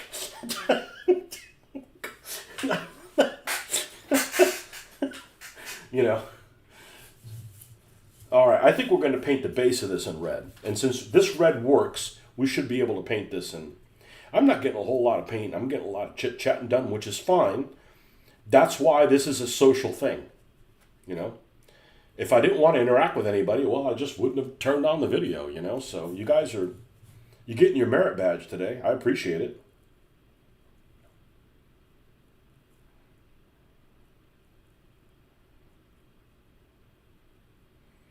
Yeah, I'd rather fly a plane than just be the passenger. But I don't need to. I'm never going to get that kind of experience. But it's cool. I think I'd be good at it. Anything that involves anything even moderately involving navigation or maps, like I ace that shit. Like I got that in my blood. I never get lost and shit like that. I'd just be worried about turbulence and crap. Man, I love Google Earth. Satellite view, Google Earth. I wish it was like live. Now, I don't mean live so you can spy on girls by a pool. I don't need more resolution. I just want to be like for instance, you could be like looking at, say, a port and like see what's moving in and out of the port. Now, you can do that, but I mean just like an actual camera. How did Yeehaw Car turn out? You never saw it finished. Oh, it's freaking awesome. Were you the one that said the Yeet Hog? Yeah, that was a good alternative name, and unfortunately, you told me about it too late. But that was a good name. Let's see. Let me find. Man, that was several cars ago. Yeehaw. Yeah. Let's make this bigger. There we go.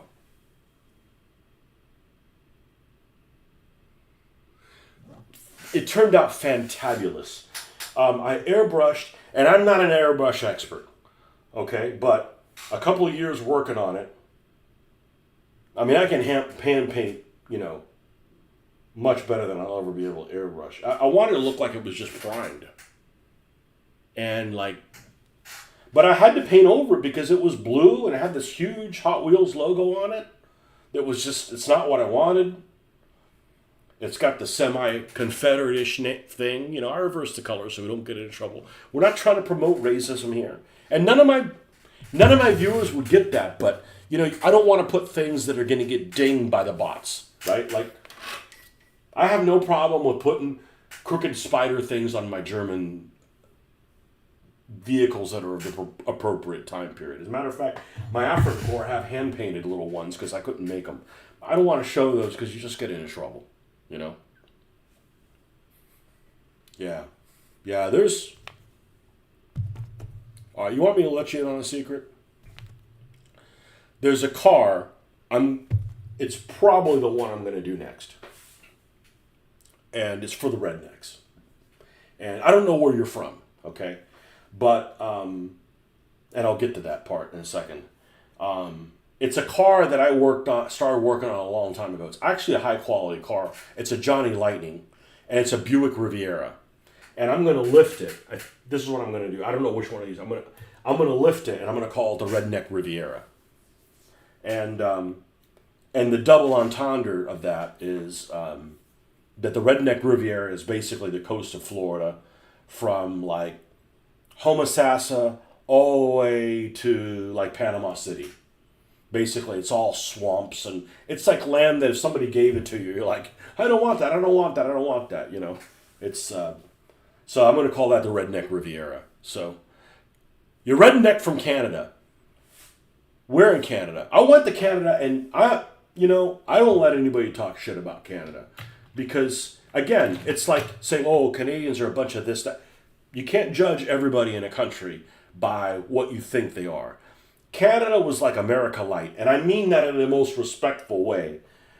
The best food I ever ate in my entire life was when we went on that trip to Banff. It wasn't necessarily in Banff, it was in Calgary, Banff, and in that whole area.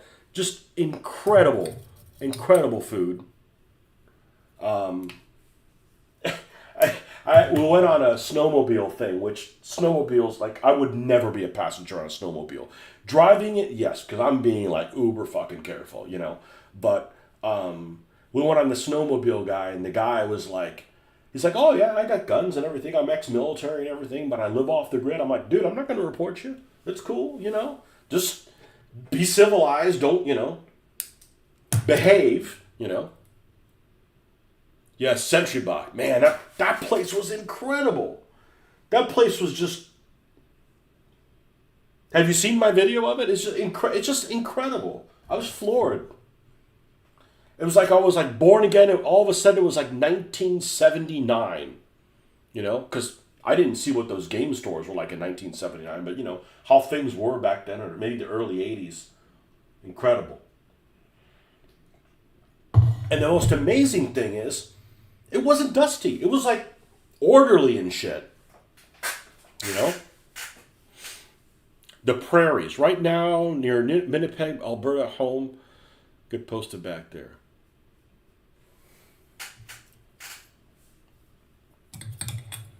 Yeah.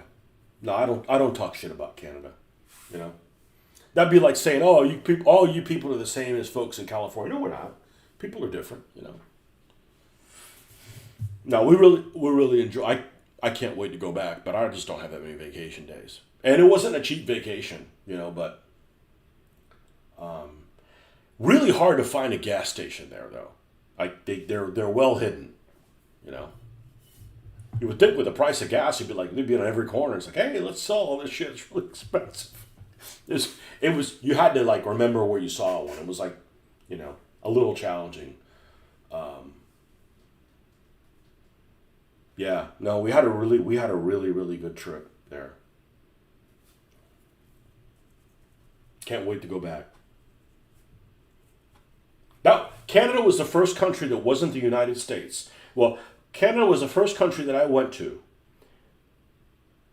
that I wasn't, when I got back to the United States, I wasn't kissing the ground. It doesn't mean I hate the United States. It wasn't like, it just meant, oh, there's other places I could live. You know?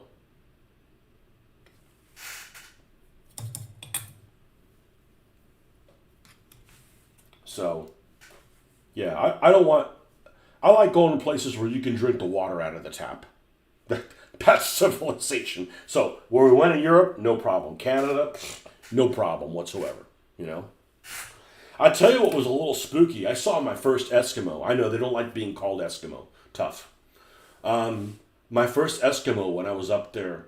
And, yeah, that was, you don't want to get on her bad side. She'll club you like a fucking seal.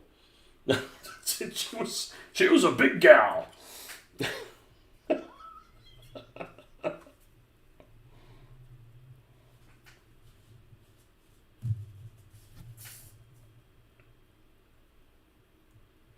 Anyways, what I'm getting at is I don't judge everybody in a country just by, you know, how things are. You know, how you think things are. Yeah. So, you guys are cool. You're entirely sick of... Well, taxes suck for everybody. You know, it was funny when I went up there. One of the things that we took several Ubers, and we always, I wanted to ask him about the medical thing because, you know, you hear two sides of everything, right? Like some people have an agenda. Too many people have an agenda. Just like, dude, just tell me what your personal experience is and we'll go with that. And just be truthful. So one guy that we took an Uber with, he said the medical system was terrible because he had like a knee. He had a problem with his knee. And it took him so long. And this is just his wording. I didn't put words in his mouth because I'm genuinely curious. And he's like, yeah, I hurt my knee and I needed to go to the doctor. And it was so long. I was having trouble walking. And the appointment was so far in the future that I was overcompensating with the other leg. And by the time I got to a doctor, now I had both of my knees fucked up. I'm like, well, that doesn't work. And then I talked to somebody else, and they thought the medical system was fine. And I'm like, you know, I know the medical system here isn't great by any stretch of the imagination.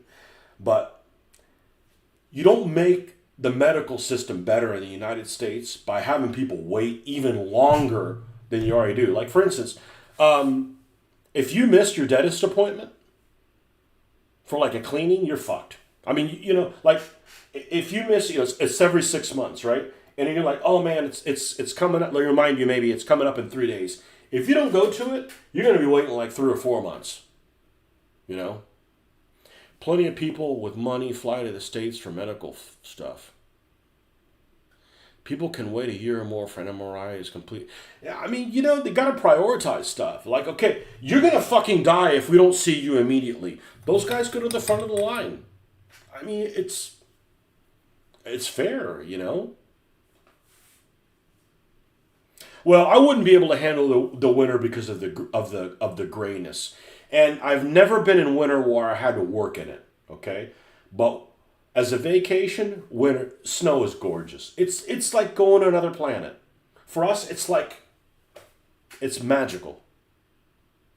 It's clean. It is weird when you're walking across something that's snow. This didn't happen to me in Canada. It happened to me when I was in Utah. You're like going somewhere, and all of a sudden, it like gives, and you're like, oh fuck, you know, and you're hoping it catches and you don't fall through. Whatever. That's a little creepy. But man, it's gorgeous. Absolutely gorgeous. I just can't handle if it's too dry. Like I can handle the cold, but I need some moisture. Otherwise, the dryness just kills me. I don't think Canada was too dry. Utah and Colorado were really dry, but I don't think Canada was dry. I don't remember it being that way. You've oil rigged and did plenty of years in infantry work in minus 30 degrees Fahrenheit. You use Fahrenheit. You're not really Canadian. I'm fine with a metric system. I just don't like metric temperature. I don't. Oh, it makes more sense because 100's boiling.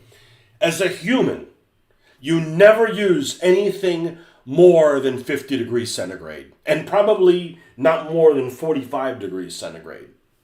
You know, we're not. Maybe for nerd burglars that are like boiling something, you know, in a beaker or something like that. But for normal people, you know, half of that scale, you know, from 50 to 100 is useless, and more is useless to talk about the weather. Like you don't have weather that temperature. Thankfully, be very hot. You know, got to tailor the audience. No, I am pro metric. I am pro. My only gripes about the metric system are as follows. I have to kind of calculate what the temperature means. I could do it. I don't like it. The one I really don't like is the meter is too big of a unit for a unit of one. And I've said this many times. Something that's about this long is too big to be a whole. Because there's a lot of things that are in this range. And then the number that it gets described is a huge number for something that's only a couple feet long. That's all. But they should have gone to decimal inches. I think or decimal feet. I think the feet, this is a perfect unit of one. Perfect. But man, don't divide it into 12s and then divide that by 12s and 360. Oh no, I detest fractions. Like, if I got to do fractions with math, what's the first thing I do? I convert it to decimal and then do it normally. I am pro decimal. And I'm pro millimeters. But, when you're describing something, this big, it's like, oh, that's 754 millimeters. Oh, that's really fucking big, isn't it? It's about this long. Like, well, why is this such a big fucking number, So, if I'm doing like an infantry combat game, like World War II, which is what I normally do, meters all the way. We're doing meters. Meters make sense. Person's 2 meters tall. All that stuff everything makes sense. Yeah, base 10, doing anything other than base 10 is just retarded. It just doesn't make any sense.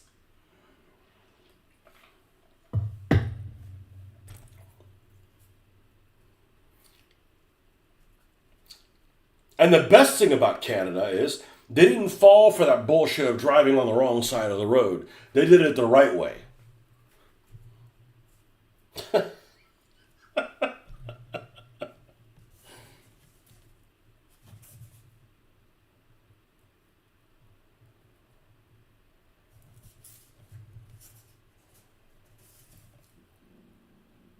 Now, I got a guy that's from Canada. I got a guy. No, I don't have any men.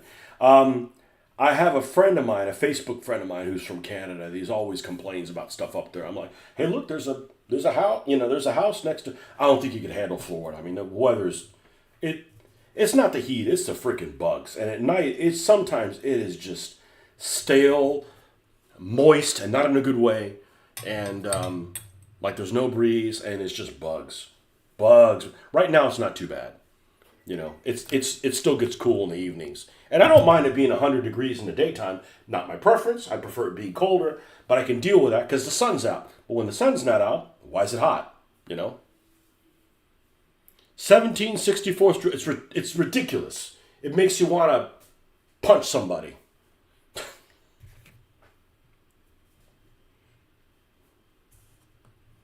Well, that's what we would say in America. It makes you want to punch somebody. In Canada, it'd be like, make you want to apologize to someone. Sorry about that.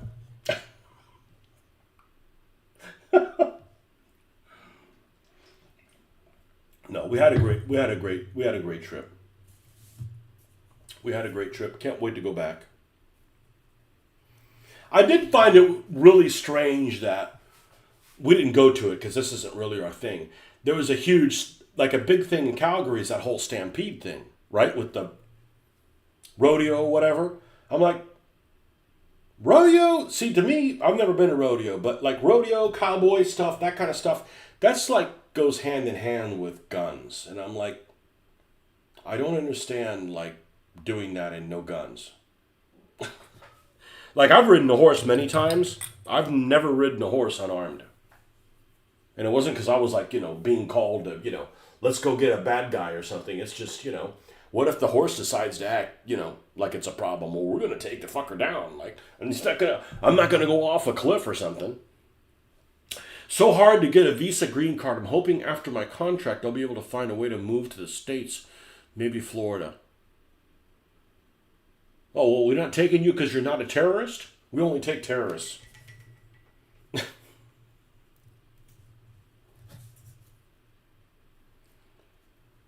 We don't let Canadians in. You guys are too polite. You know how to behave too well.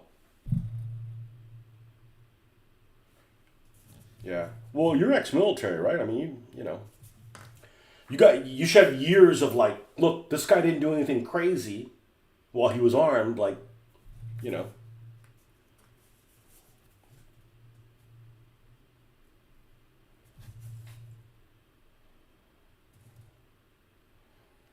I remember when I was the hotel that we were staying at in Calgary. We went to pick up the car, and the car, because they had to valet it there because it was in downtown and we couldn't do it. Valet is called paying somebody to drive your vehicle, but it was a rental. But anyways, so it was fine. We got there and they had the sunroof open. They had technically it's called a moonroof. They had the moonroof open. And there was a big flock of geese. I'm like, man, you need to close that thing up before they poop in the car. Because you guys can't just like, shoot them with a shotgun or something like that. And he's like, oh, no, you can't do that kind of stuff. I forget. I may not be exactly how it was, but it was basically going to the same country. And I don't mean that, except I don't like ketchup chips. I don't like anything ketchup. Sorry. You guys should eat something else. You guys can do better. Ex-Army Air Force now. Okay. Well, welcome aboard, man.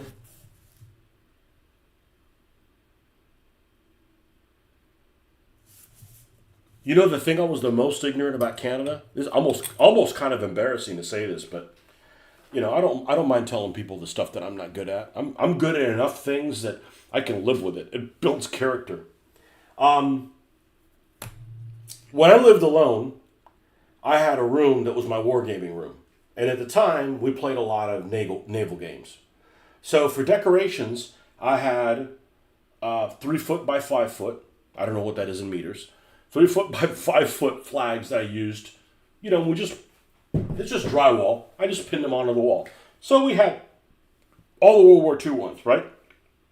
That's what we did. So I had the American 48 star flag, Rising Sun, Royal Navy, the Union Jack, the Italian one with that has a little shield in it, the Royal Shield on it, the French, and the Canadian one. I didn't realize the Canadian flag at that time was not the maple leaf. I didn't know, and neither did anybody that was playing the game. I didn't find that out until a couple of years ago, I think. I don't know. Excuse me for being stupid. You were listening in silence while feeding the dogs. You're a closet Canadian. Okay? You have everything you need to be a 1940s Princess Pat.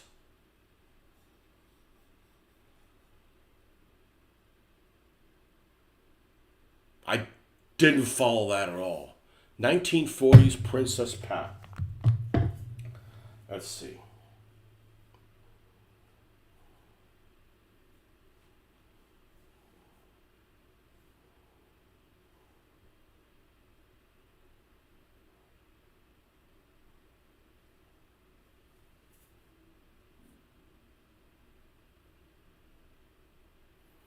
Most commonly refers to the popular repetitive Girl Scout campfire song about a character living in a tree with roots in a 1917 Canadian. How old are you? I don't know what. I don't know what that is. I don't know what that is.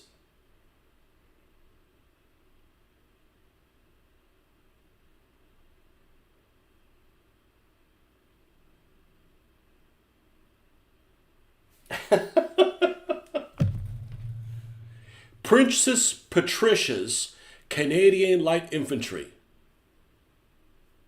Oh, okay.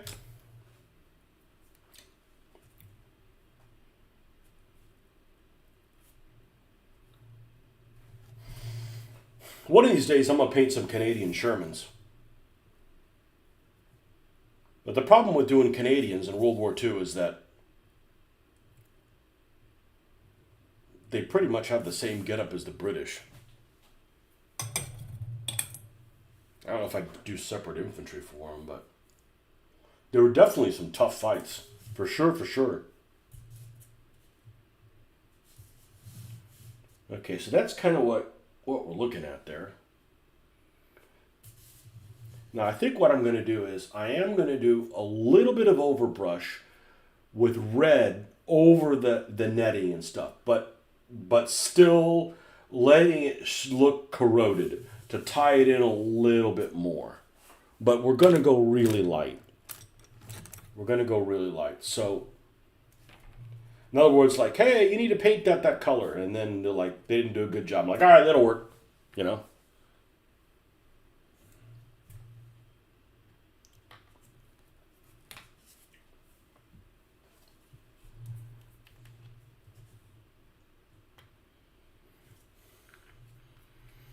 What do Canadians use for rifles in the Army? They use M4s. I still call them M16s, even though I know they're not M16s. Or they use those SA-80s. Canadian Army small arms.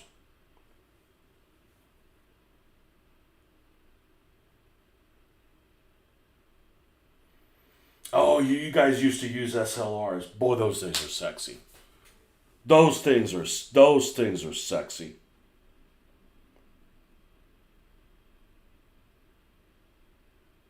I'd like to have one of those if they weren't like.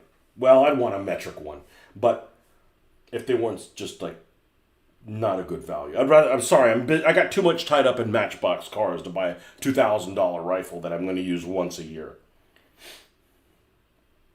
SLRs. Oh, those are just beautiful.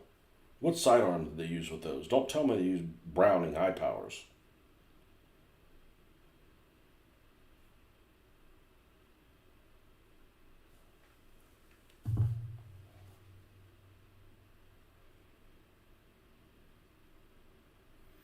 The hell is a CG-634? What?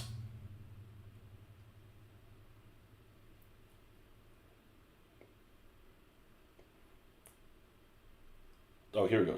Small arms. 320, MP5, right? Colt Canada C7. I guess it's a license built M4.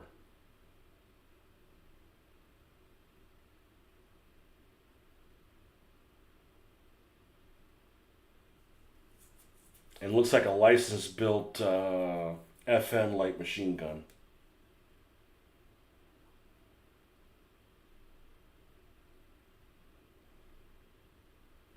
Okay. Gustav recoilless rifle.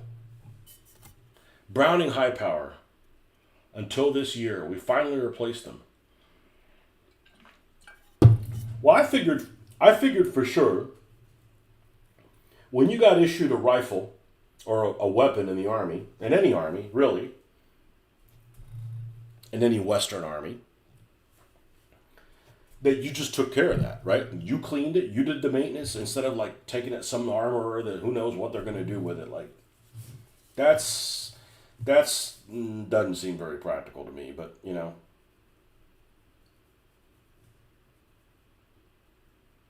because I don't mind doing those kind of things. Maybe other people don't, you know.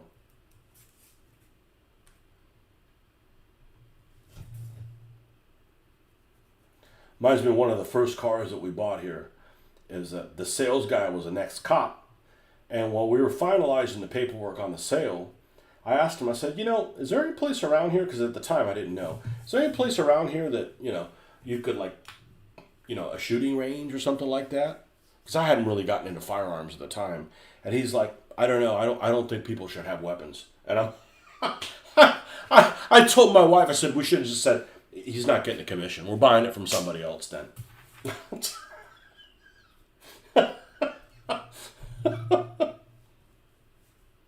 You got the onion farts there, Justin? I gotta see. I think I'm gonna do it. Remind me when the wife is away to see if I've got a CRV in here. Because if I do, I know what I'm gonna call your car. So, I should probably look it up. It's if I have one, it's made by Matchbox. So now you just have to see Matchbox CRV.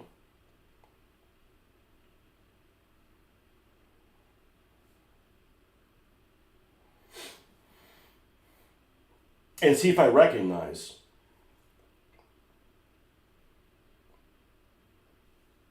Why does Jeep Wagoneer come up? That's like nothing like it at all. We don't need a new one. We need your vintage. Okay, what year is this one? Why are you showing me an RX-7? Come on, man. Well, here's a picture of it right here. No, that's a RAV4. Matchbox makes more mundane vehicles. More vehicles normal people would have. Not not vehicles you need a mortgage for.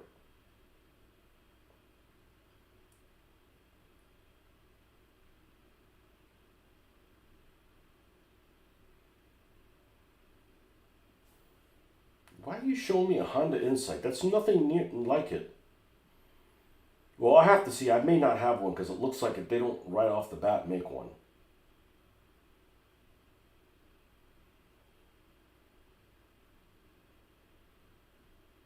But that's a vehicle that I probably would have picked up anyway. So, oh, this is like a mundane vehicle. Let's put that, you know. But I already know what I'm calling it. So I'm not telling you. I'm not gonna steal your thunder from you. And it doesn't have anything to do with you particularly. It does not, you know.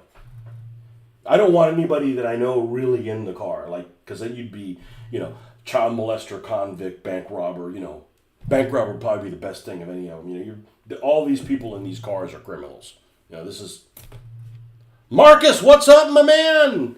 Traveling for another daughter's gymnastics competition. Had a moment to get on land. All right, awesome. Where are you going to? Other than you're traveling somewhere that has more freedom.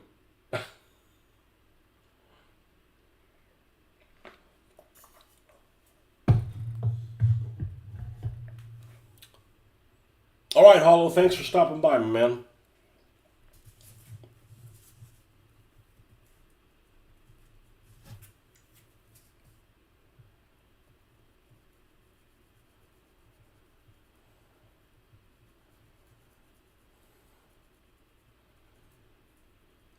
I guess that's something she could do in college. That's pretty cool. So my daughter did synchronized swimming, and she traveled for it. She went to the Junior Olympics in Colorado Springs or something like that. But it's not something she could do in college.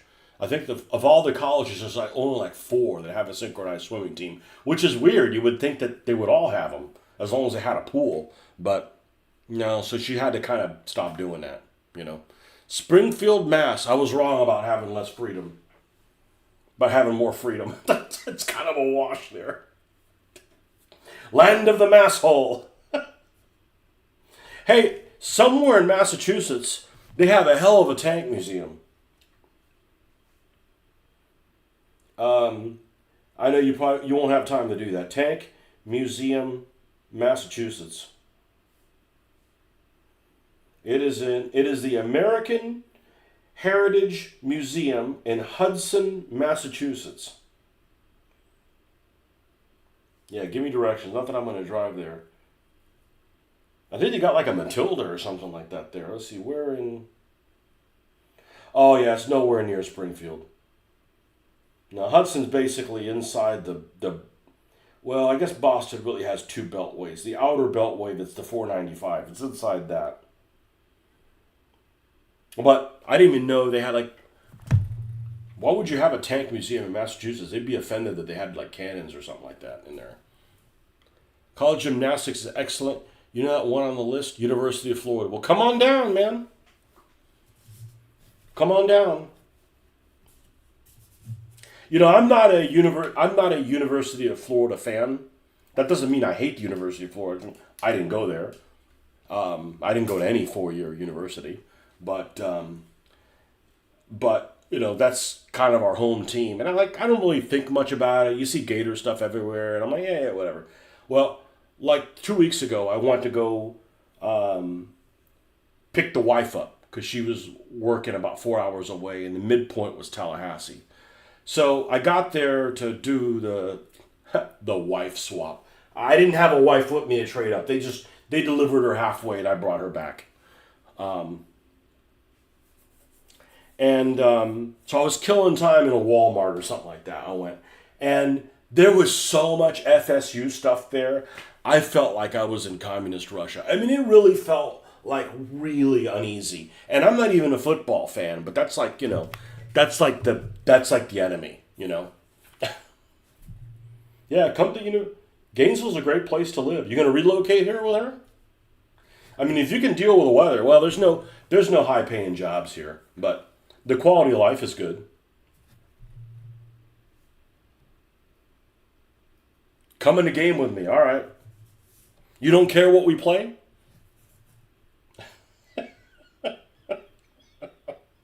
I haven't turned you off yet. That Tony guy seems like an asshole. I'm not going to play with him. Oh, I guarantee I'm the same way in person. You've had lots of opportunities to not like me as much as you watch the show.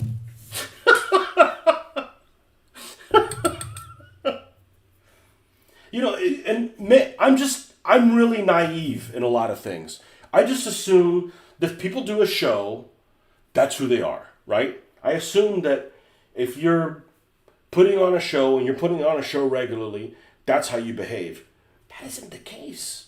You know, I'm not going to name any people, but let's just say there's some war gamers out there that do a lot of programming, and in real life, they were like different, you know? I just assume people would be. It's just too much trouble to be somebody else. I guess I just wouldn't be a good actor. You know, I just like, oh, you always act like who you are. I'm like, yeah, it's, you know, I like who I am, so I don't really want to be somebody else. But one of the few famous people that I've actually gotten to interact with, and I'm not a famous person seeker, this one guy that does a lot of he does really good car, what do you call it, reviews. And he was at a show, he was at a car show that I went to a couple of years ago. And I got to meet him, I got to talk to him for about 10 minutes. And what I loved about him is he has really good programming. His name is Joe Rady, and he lives in Florida here. And I think he was like an race car driver. I mean, I don't think it was NASCAR, it wasn't Formula One, but that's what he did for a while. He does really good reviews. Him and his wife go, and she's the camera person. And he does really good reviews. I got to meet him, and he's exactly the same in person as they are in his video. And I told him that. I said, that's awesome. That's awesome that you're exactly the best way. Well, you need to give me some warning because I got to brush up on Face of Battle because I don't know what the hell I'm doing. And I bought that second edition, and I don't think I'm going to use it. I mean, the first one is...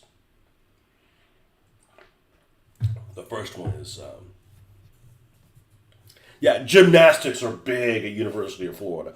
They're so big, I've gone to see them. No, they're big. Yep. I've lived there since 1981.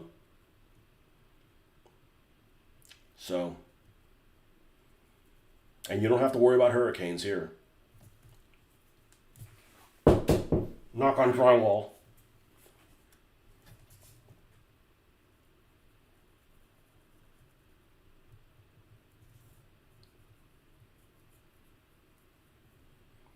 I mean, I don't live there, but I still do. I mean, I used to live there and went to work here. Now I live in the same town I work in, so I'm like only a work day drives away. You know, like I'm only 14 miles from it. You know, so.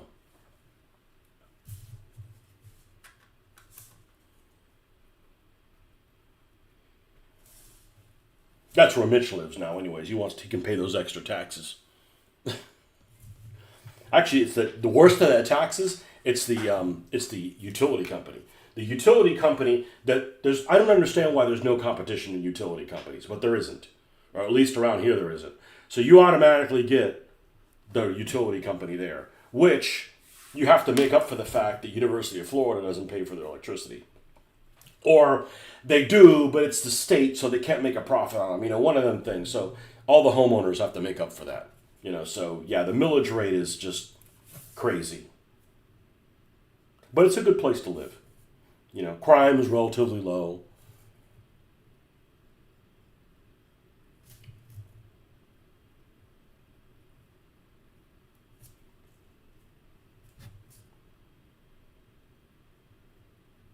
My daughter doesn't want to live there, but she's young and wants to. She don't want to live in New York either, but, you know, she likes living in St. Pete.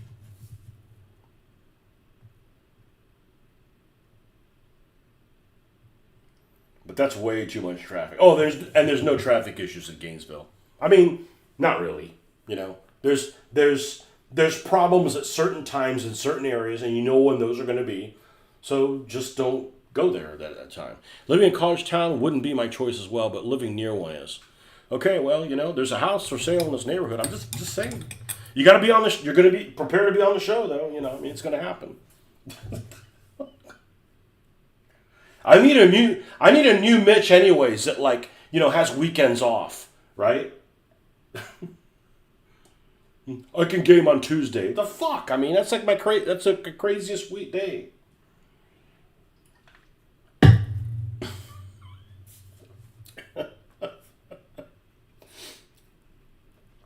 Oh man. I don't know if I could live somewhere it's not Florida. It's just psychological. It's just the idea of, I love Florida things. I love Florida shaped things, I don't know. Tennessee, I could probably live in Tennessee. There's some people in Tennessee that I went up there. They're pretty cool. But, there's also way too many dry counties there. Like I don't believe in dry counties. Yeah, but people would get tired of me painting the undersides of tanks. Well, as long as you don't force other people to paint underside of tanks, who cares? Hey, we're going to make fun of you about something. That's a pretty embarrassing thing to make fun of. Oh, look at this guy. He paints the underside of tanks. No problem.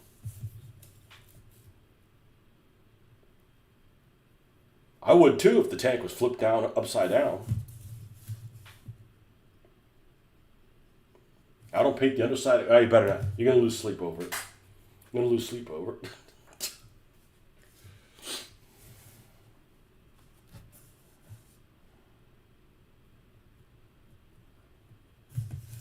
The problem isn't if you're anal retentive. The problem is if you force your anal retentiveness on other people.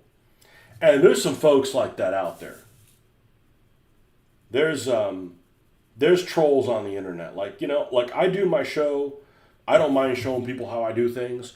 I in no way am trying to convert anybody doing anything. It's not like I need acolytes or something. Like, look, I'm perfectly happy doing my thing. I'm not trying to convert anybody. I'm not on a crusade. Like priming, I prime in black. You don't have to prime in black, but don't make me not want to prime in black,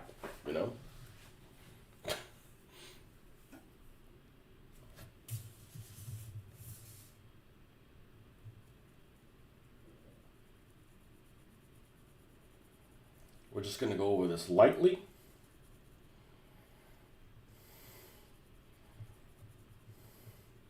And our airport is trash. Man, our airport is trash. Yeah, you know why I like the cars so. You know why I like the cars so much, because there's so much variety. Like, I want to do a red one. I'm tired of red. I want to do something to one of these. That you can just change so much from one to the other. It's not that I don't like World War II shit. It has nothing to do with that. But it's like, and it's really small bites. It's like, spend 2 or 3 hours on something, and something's complete. It's another thing to do. And as a matter of fact, you weren't on here earlier, but this thing that I got the cars in, I got another 2 I ordered today. So they're going to go over here. One above and one below. On this wall. I can't point back afterwards. But anyhow, so yeah, because I got hundreds of cars to do. And it sounds like it's a chore. It's not. This is so pleasant. It's incredible. So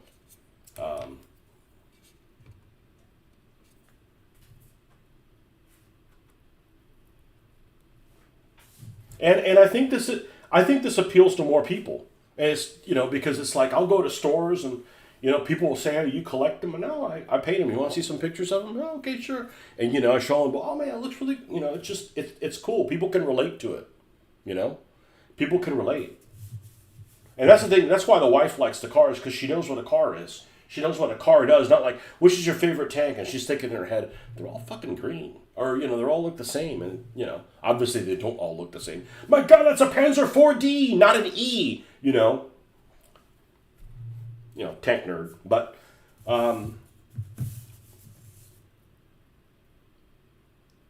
they're significantly different.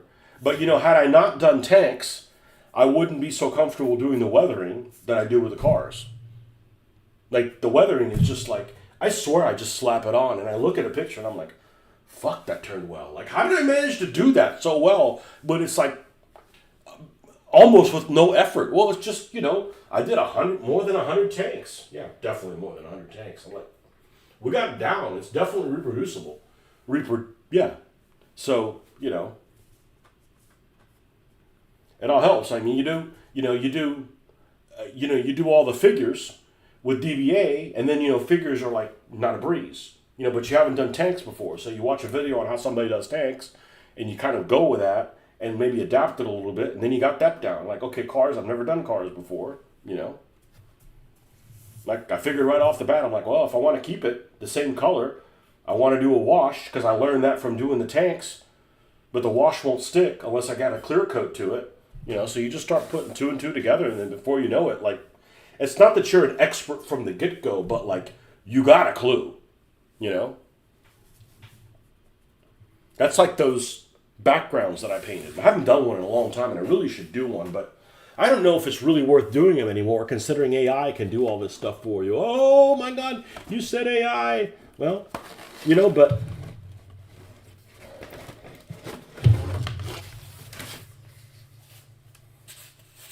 this is really two scenes. One's this way, and one's this way. But this is done with craft paint, and it's easy shit. It took 10 minutes to do.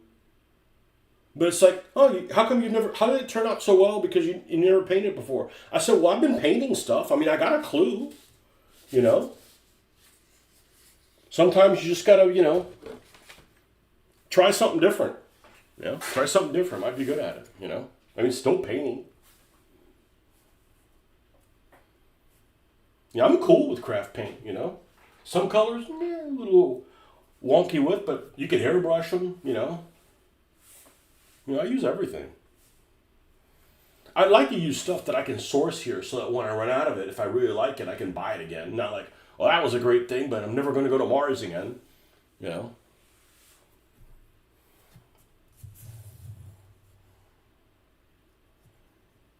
but the AI can do all that stuff for you. And then, so the AI haters, you know.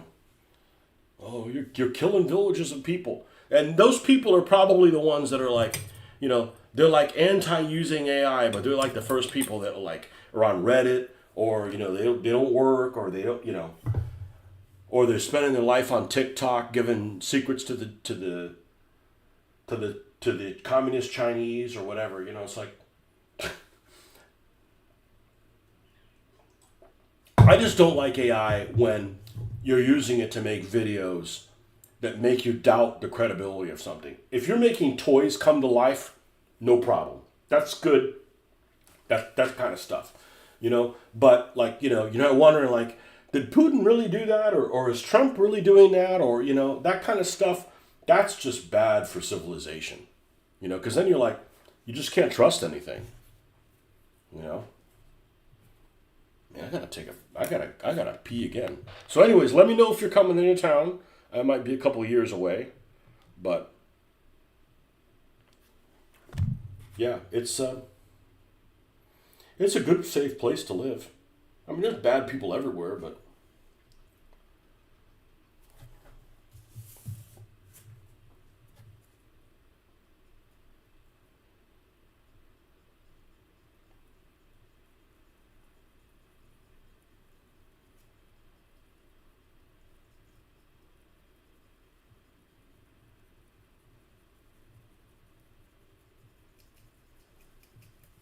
yeah, gymnastics were big at the University of Florida, definitely.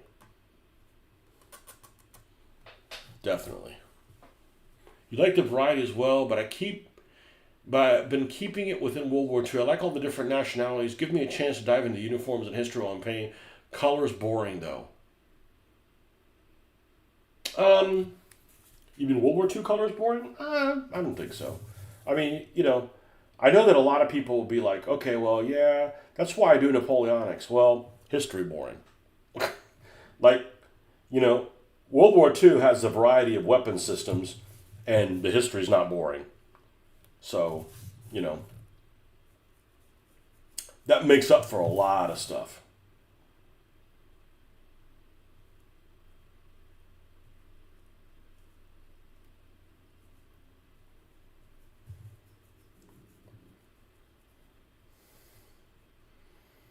We want to make this look like they painted it, but they didn't apply the primer properly, so it didn't stick real well. Something like that. Yeah. Something like this. I show you guys, not because I want to convert you, but if somebody's like, man, how do you do that? I'm like, dude, it's just, all it takes is time, and not, think that like, oh, you can't just slap things on and be happy with it. It takes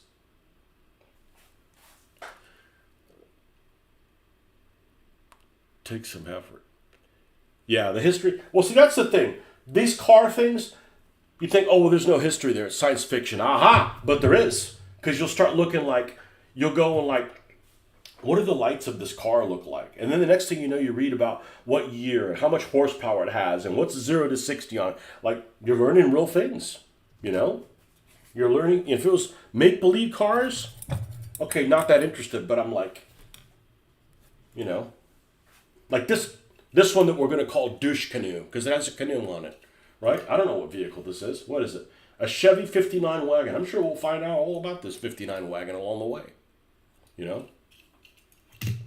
Well, it'll look better because it's still kind of just monotone. And I missed that black line. So let me do this, and then I got to go tinkle. Well, I don't have to. I can hold it, but I'm uncomfortable. I'm only want to be uncomfortable if I'm getting paid. And I'm not getting paid right now.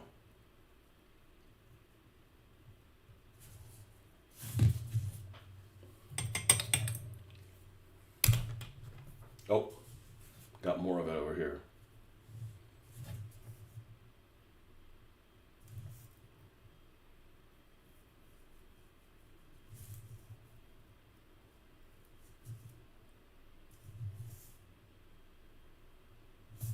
All right, be right back. That's going to be Fire Marshal Phil, by the way. I'm just going to have a flamethrower on a turret here.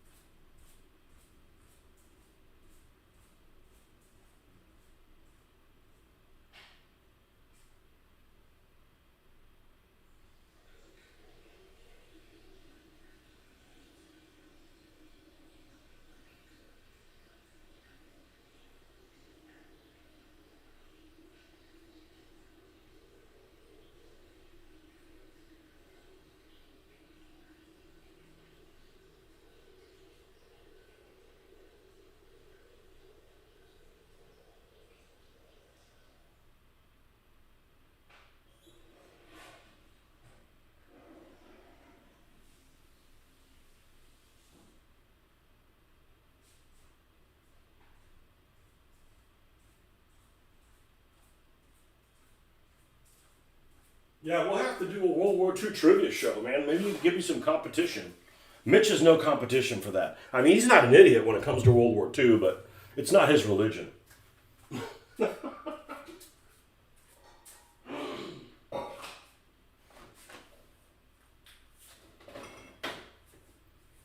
there's a lot of stuff I don't know. And it actually surprises me, but it's actually kind of cool.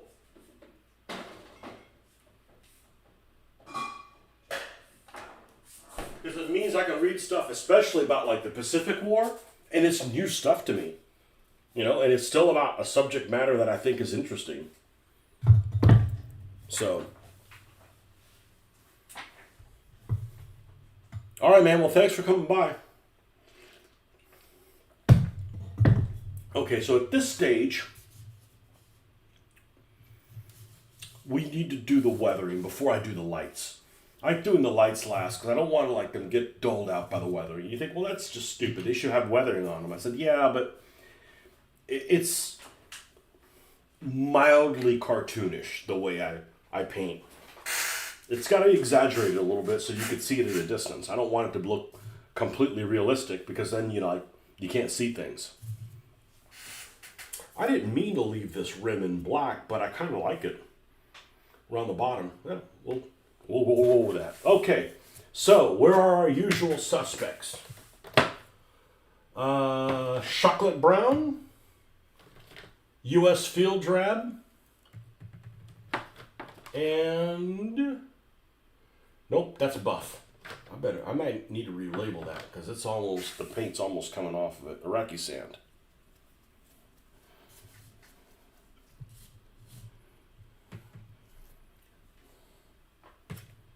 Yeah, this looks like something that's running around Cuba. Cuban taxi cab.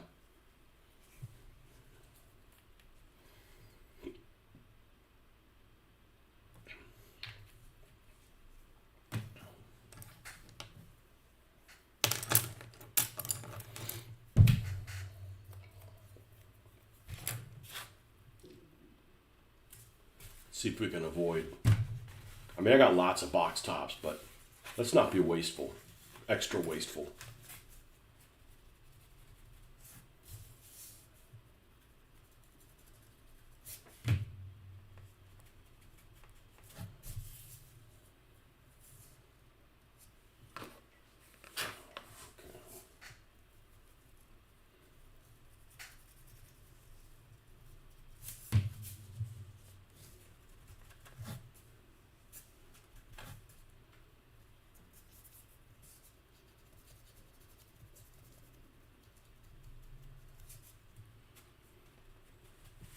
Was able to get to the car wash on the way home, and I didn't have to wait in a line from hell.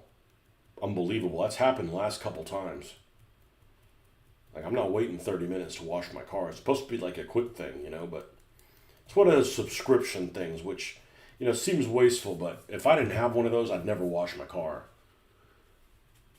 Because, all you do is got to go to work one time and it's trashed. Well, I certainly don't want to spend an hour doing it just to be trashed in 5 minutes at work.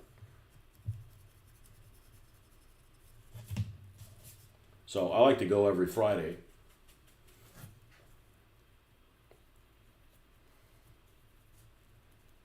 And it doesn't do a great job, but you can get down, and do the rest of it. Get most of it. I got a lot of dust and shit to deal with at work, and last couple of weeks has been just like, a line around the block just to get in there.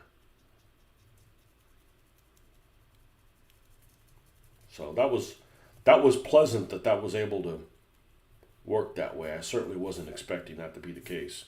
I mean, it's literally right on the way back from work, so it's super convenient.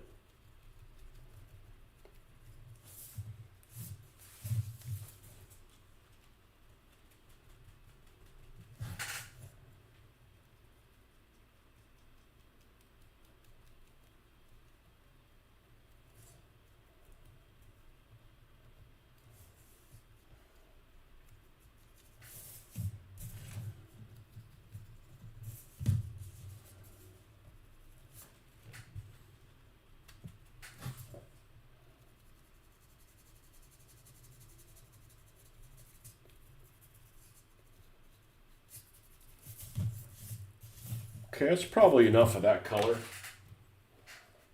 Let's go with U.S. field drab.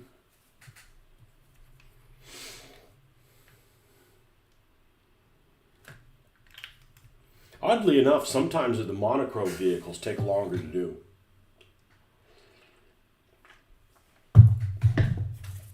Because you need to put some variety of colors in there so it looks believable, not like, well, it's just all red.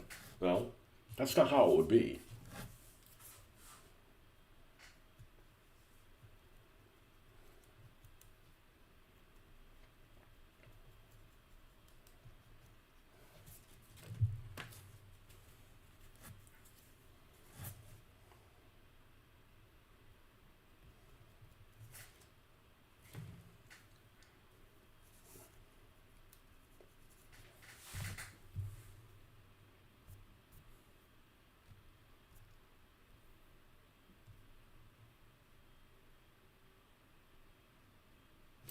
Oh man, wife still isn't on the way back.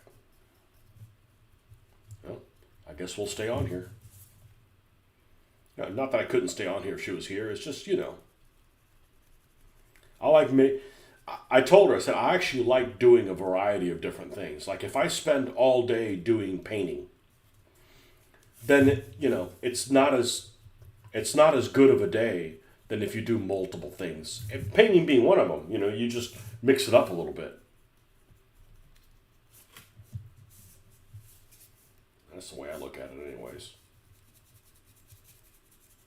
So I generally like, if I'm going to do any painting, I generally like doing that first, because I don't want to have like caffeine or something to keep me awake late, and then I can get to sleep. I just wake up every 2 or 3 hours.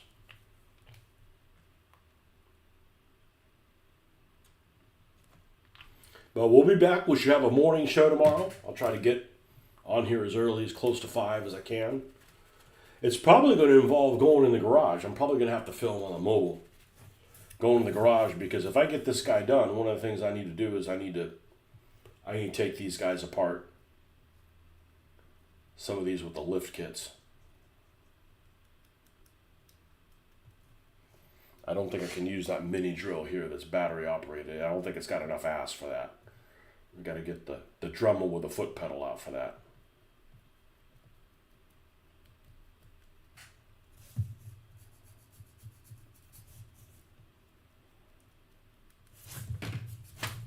Yeah, that shouldn't be there.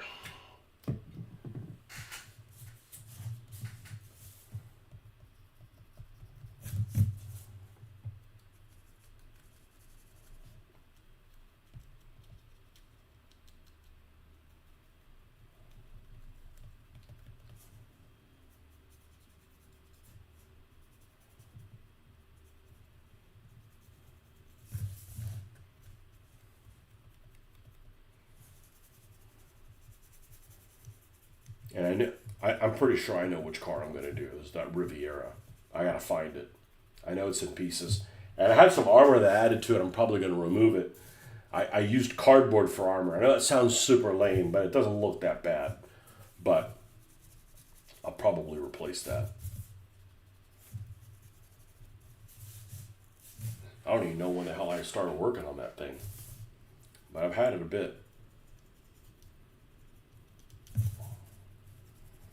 As you new people would say, I've had it for a minute. Oh, so you just had it for a minute? No, I've had it a long time. Well, why is it called on just a minute?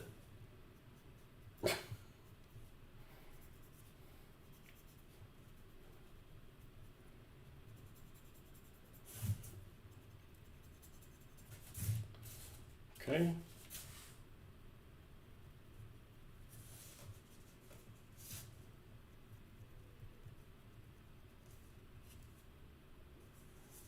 So it's like rocket thrusters or something.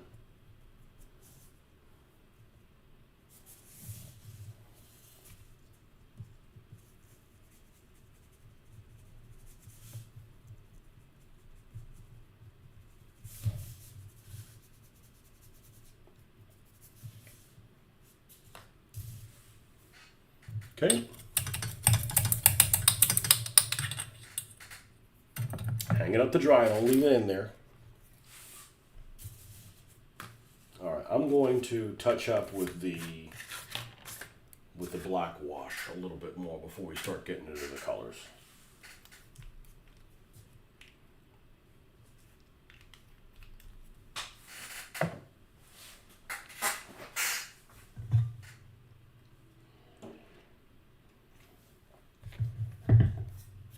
You heard that dunk?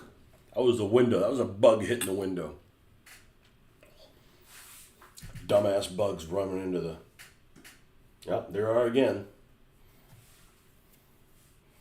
Hopefully it's a beetle, not a roach. And flying roaches are...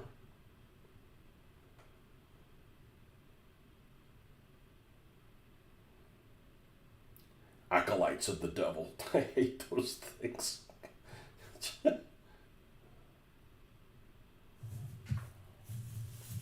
want that to be prominent looking.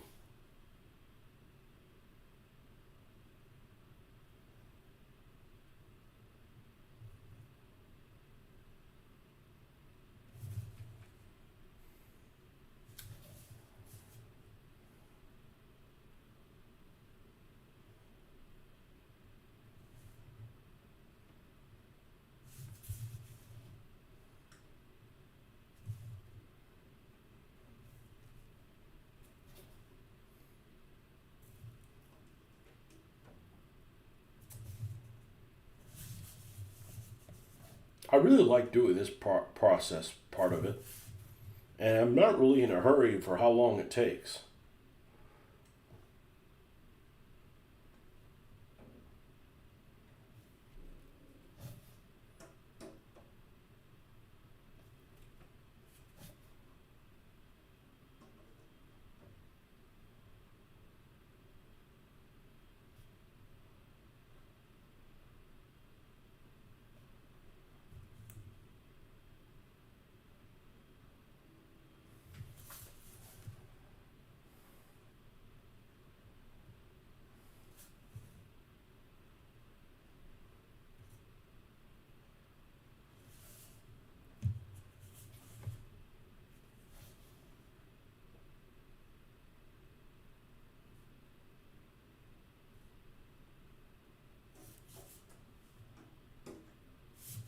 Okay. Yeah, it looks much better than this side. You gotta accentuate the changes of angles that are in something.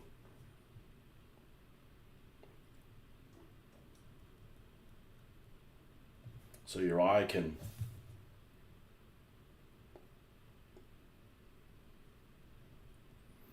recognize it.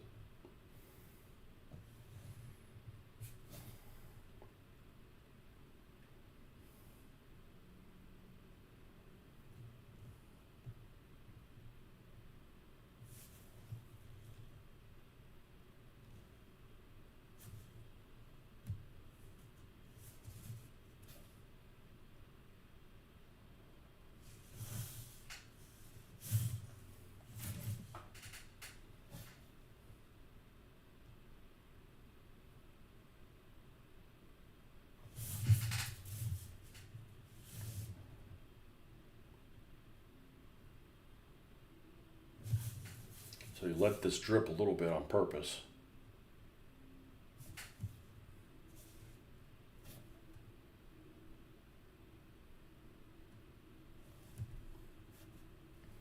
All right, let's get. It's hard to do with red. So we might end up having to add some strong tone to this. I'm going to do some mid-brown.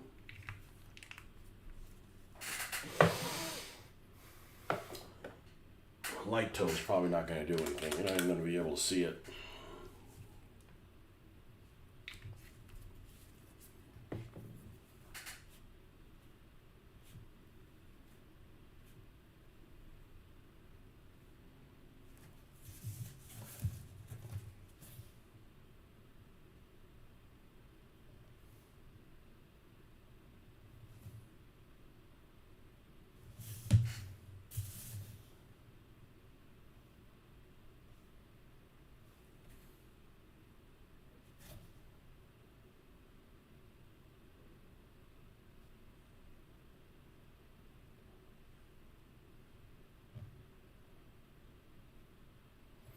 I mean, I could spend a hell of a lot more time on this, but I have hundreds of cars to do.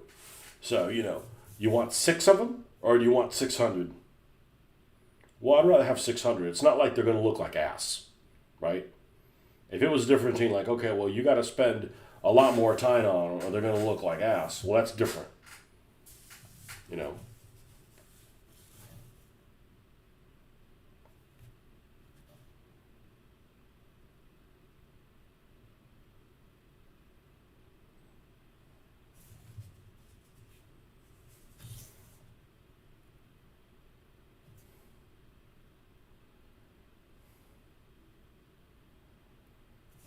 That'd be a totally different situation.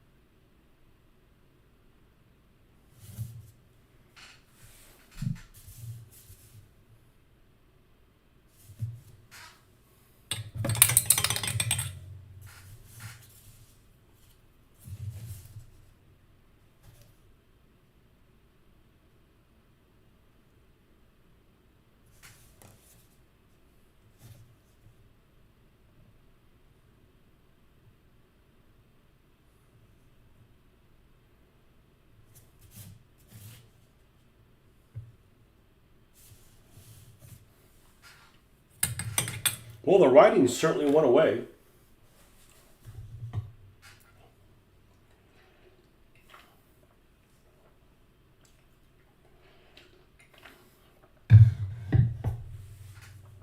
The writing on it certainly went away. It's going to need headlamps, taillights. Let's go ahead and knock that stuff out there so it starts giving it some kind of a personality. Now, I know these are round. I don't know what these are down here at the bottom. Maybe they're turn signals. Let's look at the front of this thing.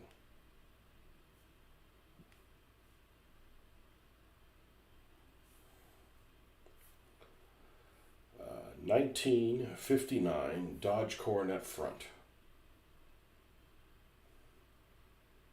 Okay, I think these are white colored as well.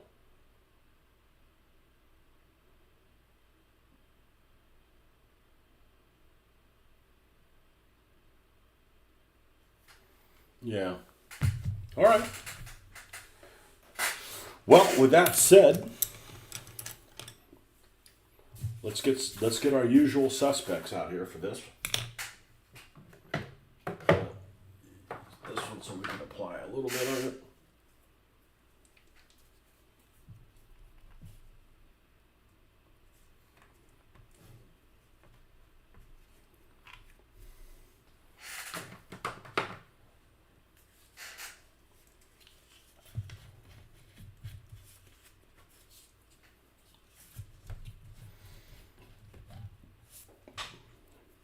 Bunch of different ways to do headlamps. Bunch of different ways. And I definitely changed the way I did them several times until I settled on doing them this way. And I've been really happy with the results. And they're pretty easy to be consistent. We're going to need some new water. It doesn't have a lot of red in it.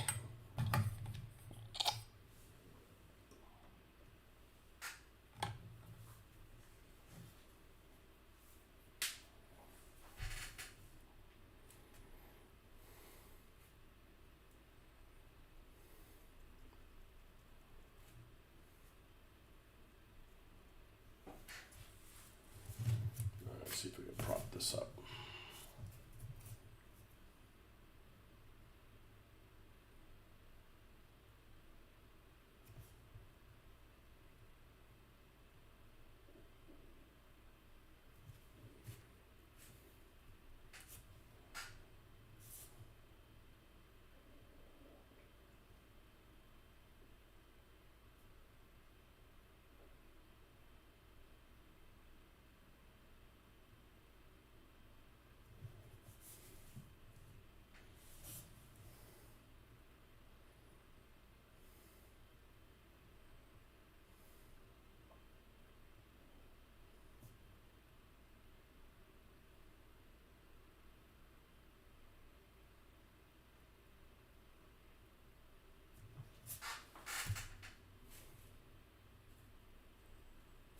And do this little semicircle here towards the bottom.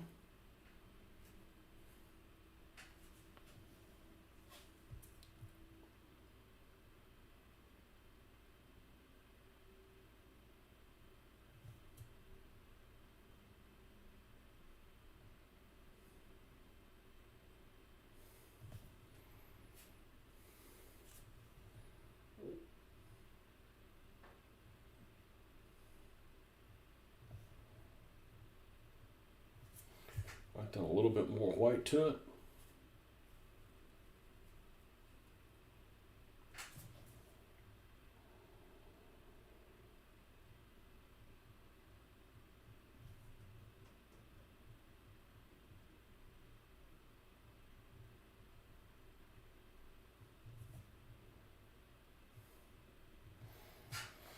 Okay, and then the finishing touch of the pure white little dot.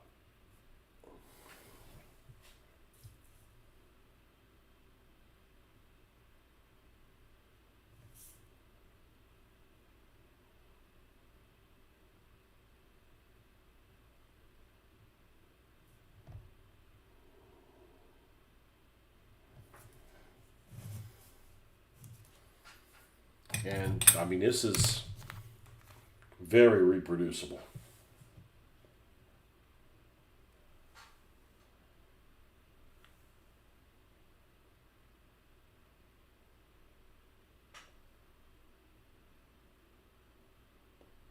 See if we got a clear, non-blurry picture of this.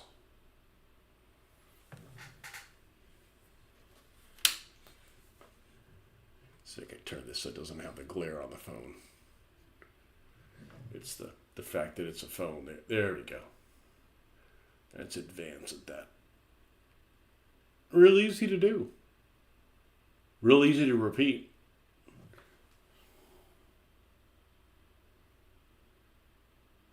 Yeah. Me happy. Now, how many headlamps did I paint that I wasn't happy with? Well, on my cars, none. Because I figured it out before I did the cars. But tanks, yeah, we had to repaint a few. Windshields, I haven't really come up with a way that really makes me happy. I've seen lots of windshields I don't really care for. And I've seen lots of them that I like. But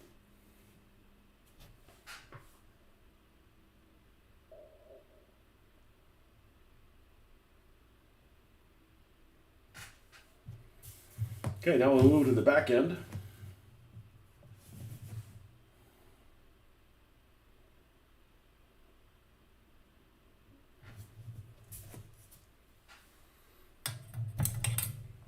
All right, let's do let's change the search to rear.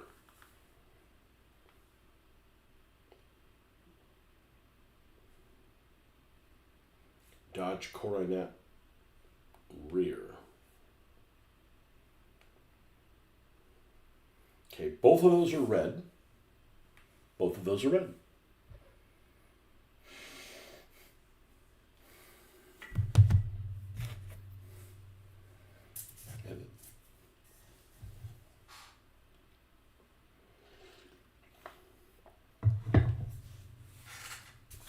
I need to pick a different red other than this one.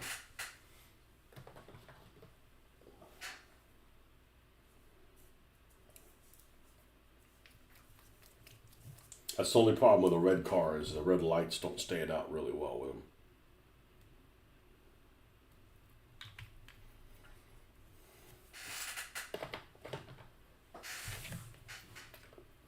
Yeah, so tomorrow morning, hopefully we can start with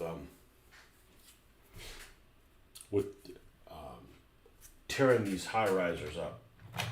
And I think it's going to be the Mustang that we'll do that with. I'm fine with the Mustang being a low. I don't need to be lifted. I've used the lift kit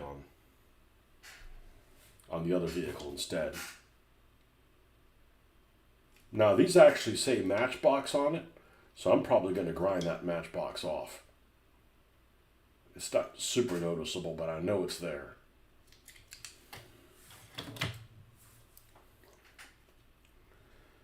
All right, get that with some black.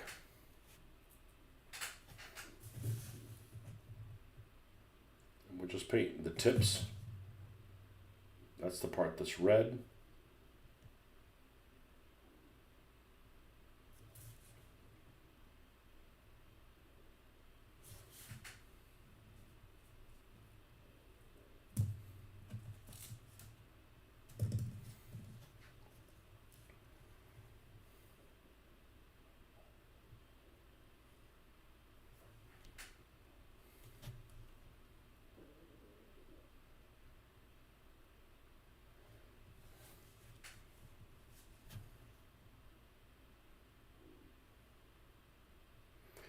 I like to leave a little bit of a black line between the chrome part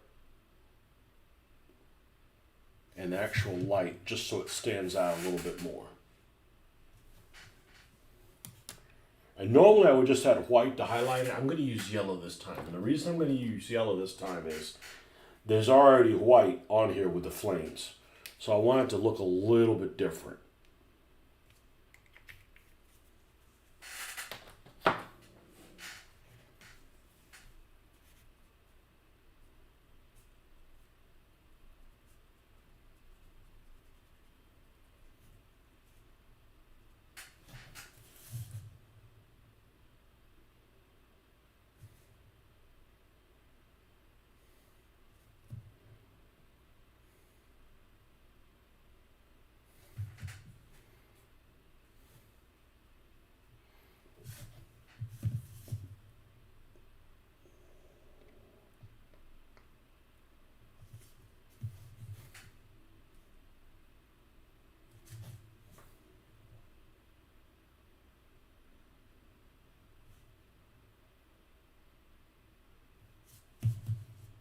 Okay.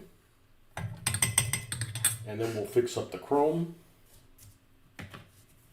which we like to use for the chrome is this mithril silver. It seems to work really well.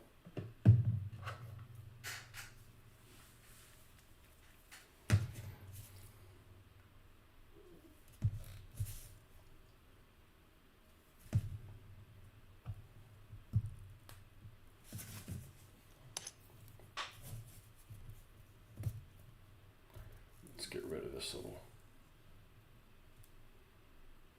extra there, just so we can get a good sealing. We got maybe a third of the bottle.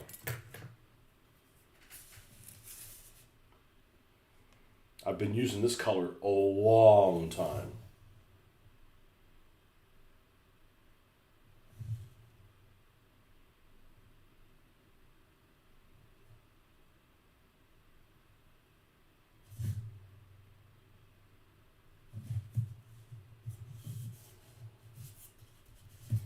Now, let's look at the front of this thing.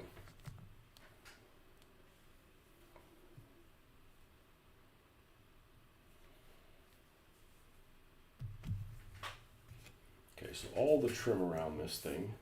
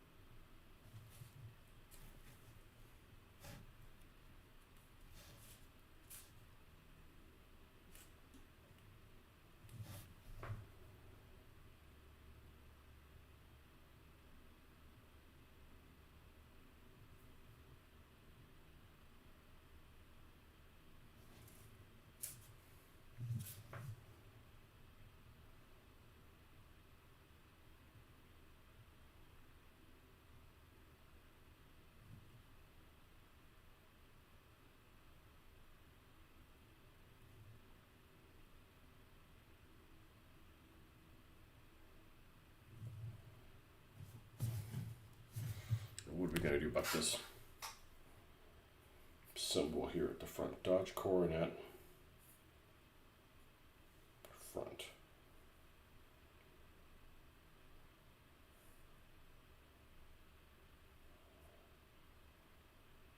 No, it's in another color. Like a buff or something. We're not going to write Dodge on there. But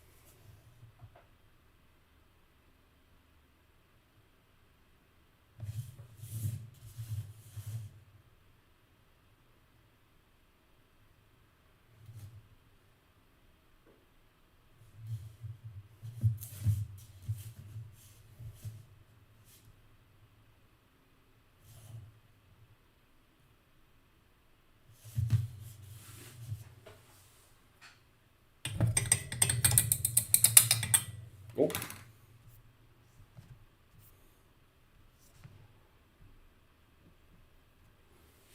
wife's headed home. Oh, there goes the ball game. No, I'm kidding. But I will stop because she's here because, I ain't seen her all day. just disrespectful if we do shit like that. Like, oh shit.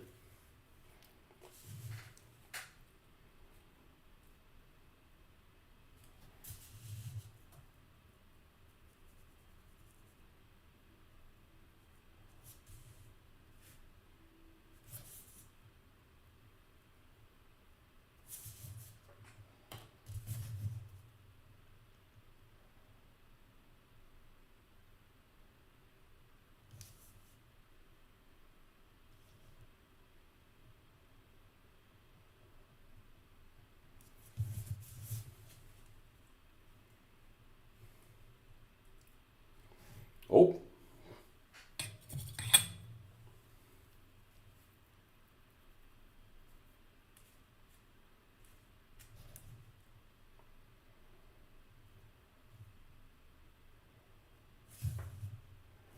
So I think what I'm going to do is I'm actually going to stop here because the next thing I got to do is do drippings. And this is kind of a bit wet for that still. But we'll start on that in the morning, finishing this guy up. And then we can move on to the next one. All right, folks, thanks for stopping by. It was kind of a long one. That's good.